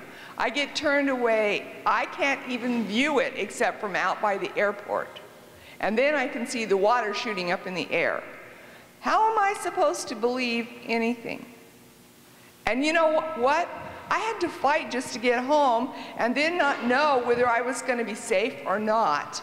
My family who live otherwheres, they were all terrified for me, saying, "What are you doing?" I said, "Well, I'm hunkering down here at home. If I'm going to die, I'm going to die. There's nothing else I can do." That should not be. And I'm not blaming you individually. I'm blaming DWR. Why have they not been honest with us? And I know they haven't been. This dam spillway wouldn't have broken had they been really, really checking that out well. So why should we give you license again? Why should we? That's what I want to know.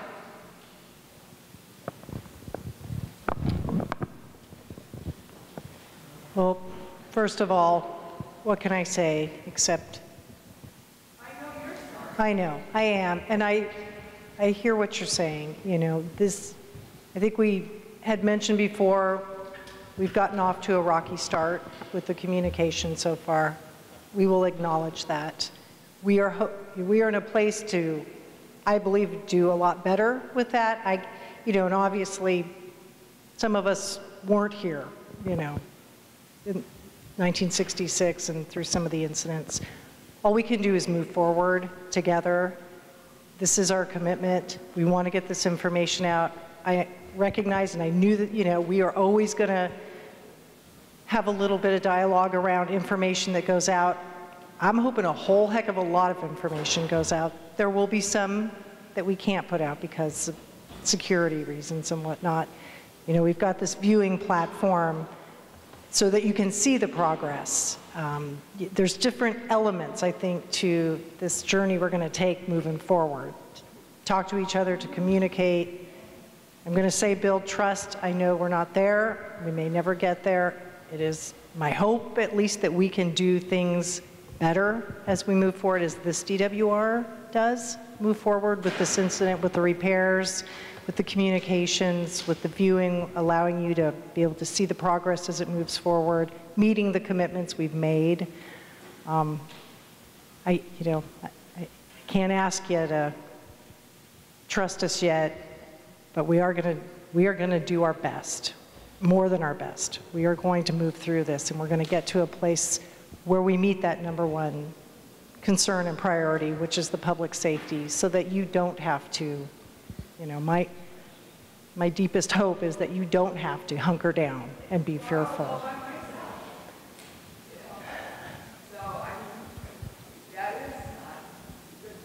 Yep. All right. I don't blame anybody except DWR. I should not have had that. To fight just to get to my house, and then you can't leave, you can't do anything, you have to just stay there because maybe that 35-foot wall of water is going to come at us any second. Who do we know? What viewing platform? Isn't that what you mentioned earlier? Thanks, Helen. I've got 2 more cards. Mike. Yes.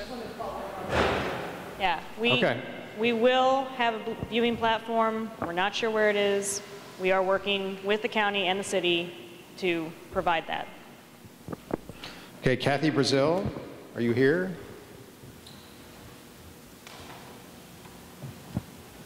And then next is Jerry Antonetti, and that's the last speaker card I have. Do you have another one, sir?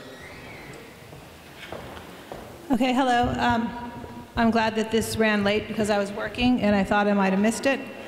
I have a few things, questions I want to put out there, and then I have some comments I want to add at the end. One of my first questions is it true that Butte County has not signed off on the 50-year relicensing? And is it true that they are being held up in the courts and it's costing them a lot of money to get them to agree? And what are the questions of why they don't want to sign off? As far as the information being available at the library, I think DWR needs to pay for the printed material available for people to pick up. Besides at the libraries, at local places where people go, whether it's a sheriff's station, Walmart, wherever the people of low economic means can get the printed information. It needs to come out of their printing cost, because not everyone has internet access or the knowledge to use it. I want to know, what about the pond that was filled in without the environmental impact reports, with permits waived in order to dig up and remove the emergency debris? They filled a pond, they killed the wildlife that was in that pond. I want to know how much money is set aside, I want to hear it announced, to do the repairs of the riverbeds. I suggest that they hire a company like River Partners to come in and replenish the environment. As far as always referring to the other agencies, whether it's Army Corps of Engineers or the Fish and Game and Wildlife. I live on a seasonal creek. I know that Army Corps of Engineers and Fish and Game, they don't do anything for me on that teeny little creek. So I don't know, I'm not comfortable with you referring to other agencies. It's DWR's responsibility. As a mother with children, I don't have access to the park anymore. The parks they're saying we can use, they're not where I want to go. I suggest anyone who has a Oroville license or ID has free access to the parks. And let's do a 50-year agreement on that. And I think that instead of having to go ask for that, it should be mailed to all the addresses that were asked to flee and evacuate. I think DWR has had this experience fall onto the shoulders of the sheriff, of the road crews, of now the library, of the community members, of the elderly. And DWR has had their mistakes fall onto the shoulders of a lot of people, and it's not okay. Now, I read in the headlines, they're going to blast up there. Blasting now at the spillway. Are you kidding me? Okay, let's blast. Is this experimental repairs? The one woman said she can see it from the airport. Okay, they're going to do blasting now on the rock that's up there. And so then what, DWR can rebuild it? Shouldn't we leave some of Mother Nature's strength in the rock there? I don't quite get that. Kathy, I know you hung in here till the end. You're over 3 minutes, so you have a lot of questions for DWR. Let me just wrap up really quick. Okay. And I don't expect you to be able to answer them all right now, but I hope you're recording them, and I would like to know where this video is going to be. I'm not a fisherman. I'm not a fisherwoman. I'm a property owner. I own a home. Okay? Now the value of my home is down the toilet. Who's going to want to buy here in Oroville? And when you get a home mortgage, they don't even give you a 50-year anything. Okay, so I'm not comfortable. I want to revoke DWR's license personally, and I would like to see the community back me up on that. So there were a few questions there that maybe the panel can respond to.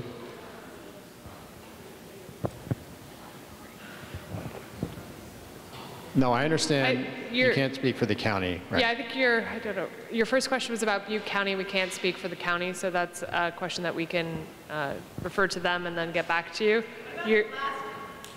I'm going to go through them in order. Printed material, I hear you loud and clear. We're working on it, and that's a great suggestion. Thank you for that. I think that Eric is going to take on the next 3 questions about the pond that was filled in without environmental impact reviews or permits, and how much money is set aside for repairs to the riverbeds, and what access to parks issues are. And then we'll do the blasting, because that was, I think, your last question, and I think Dave here will take that one on. Okay, first of all, regarding the pond, you're talking about the pond along the diversion pool that got filled in for the unloading platform, I believe. And so I spoke to that a little bit earlier. We are going to be restoring that pond when it's no longer needed for the construction process. It's just that site was necessary because of some logistical reasons. They can't get large boats under the railroad bridge there, so they had to unload at that location. So unfortunately, that was where they needed to work. So, but we are going to be excavating that material out of there when the work is done and restoring the pond. We've already been talking to the Department of Fish and Wildlife about it, and we will be doing some habitat improvements in that pond as well. So. Let's see, as far as restoring the river, again, you know, we're going to be working with our partners at the Department of Fish and Wildlife and the National Marine Fisheries Service. We need to do an assessment first and see what the impacts are, and we're going to be looking at that to see what can be done on the river. But, you know, as far as, you know, getting downstream of some of these other things that have been talked about bank sloughing and, you know, the farming that's going on the river, that's not something that I'm prepared to speak to. It's just not, it kind of goes outside of my knowledge area. And let's see, you asked a question about the county lawsuit. Yes, the county did sue the Department of Water Resources, lost the case in court over our settlement agreement. They did not sign on to the settlement agreement, but there were over 50 other entities here in the Oroville area that did, and that's where we're waiting the FERC license to be issued so we can then implement those programs. And then as far as access to parks, we are talking to Department of Parks about waiving fees for residents. So it's on our minds and we hear you loud and clear. Okay, so the last question, and I certainly appreciate your concern about the word blasting. Anytime you hear about blasting and you hear about blasting and dam in the same sentence, that certainly doesn't sound great, huh? But honestly, you actually do blast a lot around dams. We do it all the time, and that's actually how you excavate the rock. And so a couple of things on that. First of all, it actually already happened. And so what we were trying to do is, remember, you had those really steep slopes of rock right next to the spillway, and it's a dangerous situation for the workers. And so what we have to do is we have to, what they call, lay those slopes back so that it's safe, so that the workers can kind of get in there. And so what you try to do is you first try to do what's called mechanical removal. You try to get the big excavators in there and you try to remove that rock. But sometimes the rocks, it's not strong enough to be there, yet it's too strong to actually rip out. And so what we do is what's called controlled blasting. And so we actually had to get a permit through the sheriff's office. We did that back in, I think it was March. There's actually a plan to actually do that. You actually leave usually a cover of soil over it so that you can't even hear the blast. And it's kind of not as exciting as you may think. So when you hear the word blasting, it's kind of poof. You don't hear, it's really about that loud poof, and you don't even see much dust kind of come up. So it's not really that exciting. So again, we do it all the time. Certainly appreciate the concern. Blasting and dam, that sounds a little scary, but that's actually how we excavate rock. It's very typical when we actually construct dams and do things with dams. So it's already been done. I'm not sure whether there's any more plans for additional blasting. As far as I know right now, I think that's it. We just had to excavate that rock out of there. Okay, thanks, Dave. So Jerry Antonetti, are you here? Here you are. And after Jerry, I have Lee, and that would be the last speaker card. You need that? My name, once again, is Jerry Antonetti. I'm a Oroville resident. I'm a 45-year retired transportation engineer, but I had the privilege of working 10 years for Water Resources on the thermal heater power plant out here. And matter of fact, I was the final checkout inspector. So I'm very familiar with the project up here and what's going on. And my major concern, and I've had an opportunity to talk to some of your able staff back here in the back, and they kind of give me some insight as to what you're thinking, but I don't think you're looking at it strongly enough. Being a transportation engineer, the surface streets in Oroville, city, county, they're just not designed to highway standards. It's 2/10 asphalt, 6/10 AB on there, and they're just going to hell. We'll be losing Volkswagens in them.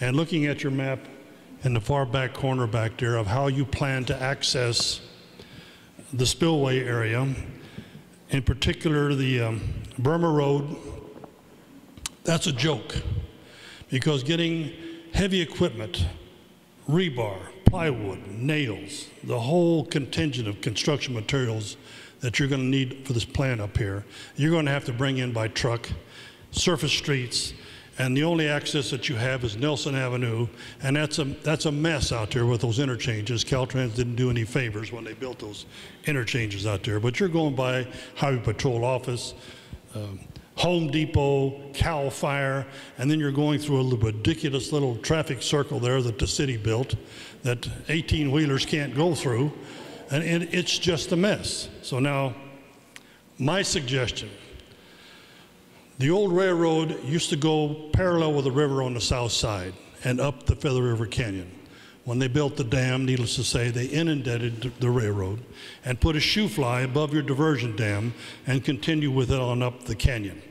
You can come off that shoe fly, the railroad grade is still there, the tunnel where them two trains met head on is around the corner, and come down on the south side of the river to a marshalling area below the spillway, build you a Bailey Bridge type situation with those flexiform barges that you had or whatever, to where you can move them later on if you had to or whatever, and then use the old railroad roundhouse area that's all cleared and use that for a marshalling yard.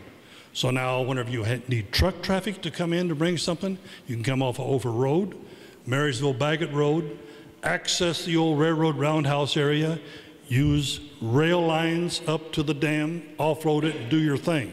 If you need equipment from Seattle, San Francisco, whatever, bring it in by rail. Don't bring it in by truck. And it would ease the situation up here as far as our local streets and roads. You're going to have a bill you can't jump over when the county sues you guys to repair this system up here. You've already got, God only knows how much in arrears. Canyon Drive up there, one of the engineers used to work for me, rebuilt it up there at the, I think it's $1.5 million for a mile-and-a-half road, for Pete's sake, because they're losing Volkswagens in it. So really consider that. Please consider that. I brought this up with the Board of Supervisors, and I've got my local supervisor, Bill Conley, and Doug Teeter up there. They're saying, yeah, that just screams. That just makes sense. And then the second thing I want to bring up is... Okay, so how much longer you got? Because we're over 3 minutes. Just enough to shoot a couple arrows. All right. And then a couple of kudos. Thermalito power. Well, we'll hang around for the kudos. So since I'm the last guy here. Well, you got one more. All He's right. waiting patiently. Leave me alone, and I'll get done with it. Thermalito power plant. That's my baby. I mean, that was the height of my engineering career. And I was at the start of it, and I was at the finish of it. And when I heard that thing caught on fire on Thanksgiving in 2012, and it's still down. And it's another 2 years before it's operating. And I don't understand that. That's enough, 115 megawatt, that's enough electrical capacity to power the city of San Francisco. The lost revenue from the fact that this thing isn't generating blows me away. And the simple fact that it was an unmanned facility. I don't know what an operator costs nowadays, what, $80,000 a year, have two of them out there going around checking dials and gauges and all that stuff. That's what they were doing when we first built the thing, and it was brand new.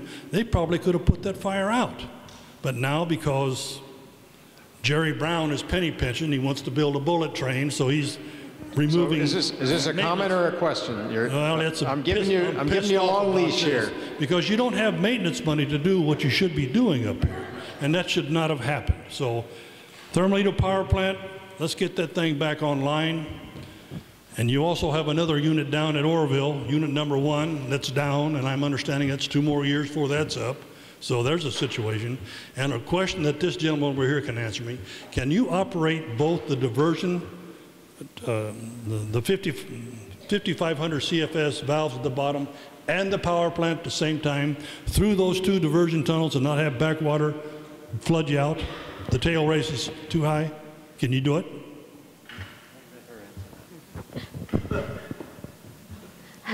We can operate the power plant and the river valves at the same time. We do have limiting capacity, so what our top elevation is 227 when we would have to slow down, because we have to have that airspace up on the top of the diversion tunnel. So you're just barely able to do it. But we have the limiting factors that we were And paying. only because you have 5 units going now instead of 6. Why do we? We are doing preventative maintenance on Unit 1 currently, and that was planned before all of So this. it's operating? It's not operating. Okay, We're that's doing what I the said. maintenance. You've only on got it. 5 units We running only have right 5 units, yes. All right. Okay. But Unit 1 will be back in January, so then we will have all 6 units available. So I'd like to get some kind of an answer about this railroad proposal. People Yeah. look into that. I just wanted to address your comment about Thermalito. Understood, and I don't have to tell you what a complicated repair job that is. This is not the group that's obviously working on that project, but if we can get your contact information, we could probably get you in touch with the person for that. And I'll pass it to Cindy about roads. Christy, I'll take this one. We are definitely going to take your railroad road into consideration. We have been looking at that, and I'm looking back at my roads task force leader there, and we have been talking about that. Okay. All right. Thank you for the Thank you. suggestion. Oh, and my compliments to you. I don't envy your job, and I'm glad you're here having this public hearing, and a special shout out to our sheriff that took care of this fiasco. Thank you.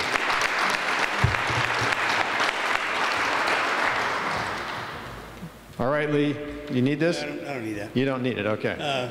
I find this probably one of the most interesting discussions I've ever been involved in. Having a dam right next to you is fairly new to me because I've only been here about 3 or 4 years, but going through that emergency evacuation was something maybe you think about it once or twice in your life, but you never figure it's going to happen. And I think it was a shock for all of us. And then the trust issue is still a main issue. Having said that, your PR effort is going to be, I think, a very important effort. And segueing into that, I think, is economically helping this community with information on the contractors that are being given and the contracts, and having local employment being added to those efforts and supported by your agencies as a benefit to the community. So when these efforts begin, there are a list of, here are the contractors, here maybe even be a list of jobs that are available to get this project done, because it's a massive effort. I would think the community should be involved. And I think it would be something that PR-wise, I talked to Mary on your staff earlier, and I think this is something that the community would really say, hey, you are behind us.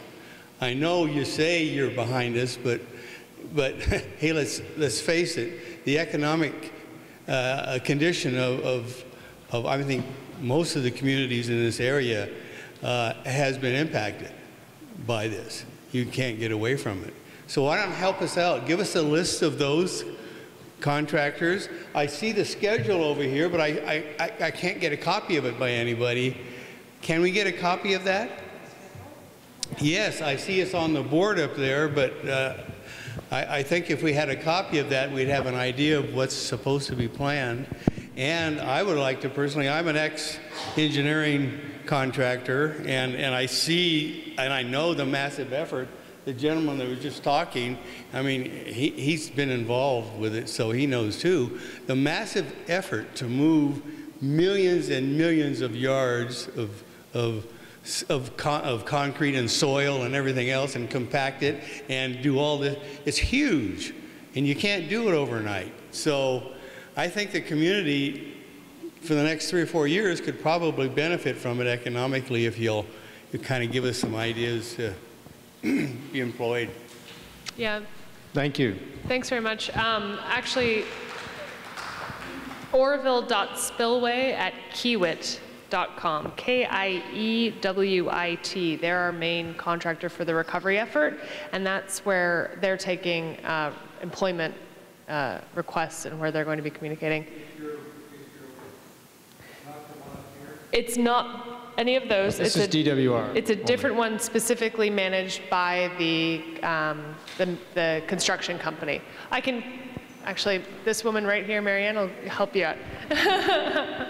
And actually, as far as PR efforts go, we have 2 public information officer positions that are open for up here in Oroville for long-term positions as we try to both address the communications issues that we've had since the incident and make sure that we develop a relationship with the community going forward. So if you have recommendations, we are looking for great people to fill those roles. All right, thanks, Aaron. Yes. How do you follow up with the individual people to contact them and follow up on it? Maybe the answer they gave? How do you follow up with the people here about the answers they gave? That's a good question. You can email that, oroville@water.ca.gov. You can call us at 1-800-248-7026. We are also going to be posting this on YouTube, and we are going to be posting the questions and answers that we couldn't answer tonight. I think we'll direct the question to the best person available to answer it. Okay. I did get, I'm sorry, a speaker card. Yes, is this, I'm not sure, this is yours? Right, I just wanted to And you're know, Sharon? I'm Sharon. Sharon, with okay. Yes. All right. So I have a comment. You know, the drone stuff is really about the only way we've had any kind of an idea what's going on. And at first, there was a lot of drone coverage and a lot of DWR describing and close-ups and showing different things, but it seems like that's pretty well dissipated, and yet it seems to me that that is one of the major, best ways of letting us know that this is the site to go to, and every week we will have an update showing you what we did, what we're doing, how it's going, described by the guys who know what's happening. That would give me, as a member of this community, an idea that I'm not just left out guessing. So. Yeah, absolutely, understood. And actually, we have our video guys back here, the 2 guys behind the camera with the big headphones who aren't paying attention to me. Hey, guys. They're actually have collected over 500 hours of video footage, those 2 guys. And they are still doing that. And we actually just launched a new website for the Oroville Spillway that maybe is organized in a slightly better way so you can access that information. One whole section is photos and videos, and that gets updated on a daily basis. So that needs to be published regularly and available to the library so that we know when to look for new things. And anyway. I also just want to follow up that also on our main website we have links to the cameras. There are live cameras on the spillway as well. So I don't have any more speaker cards.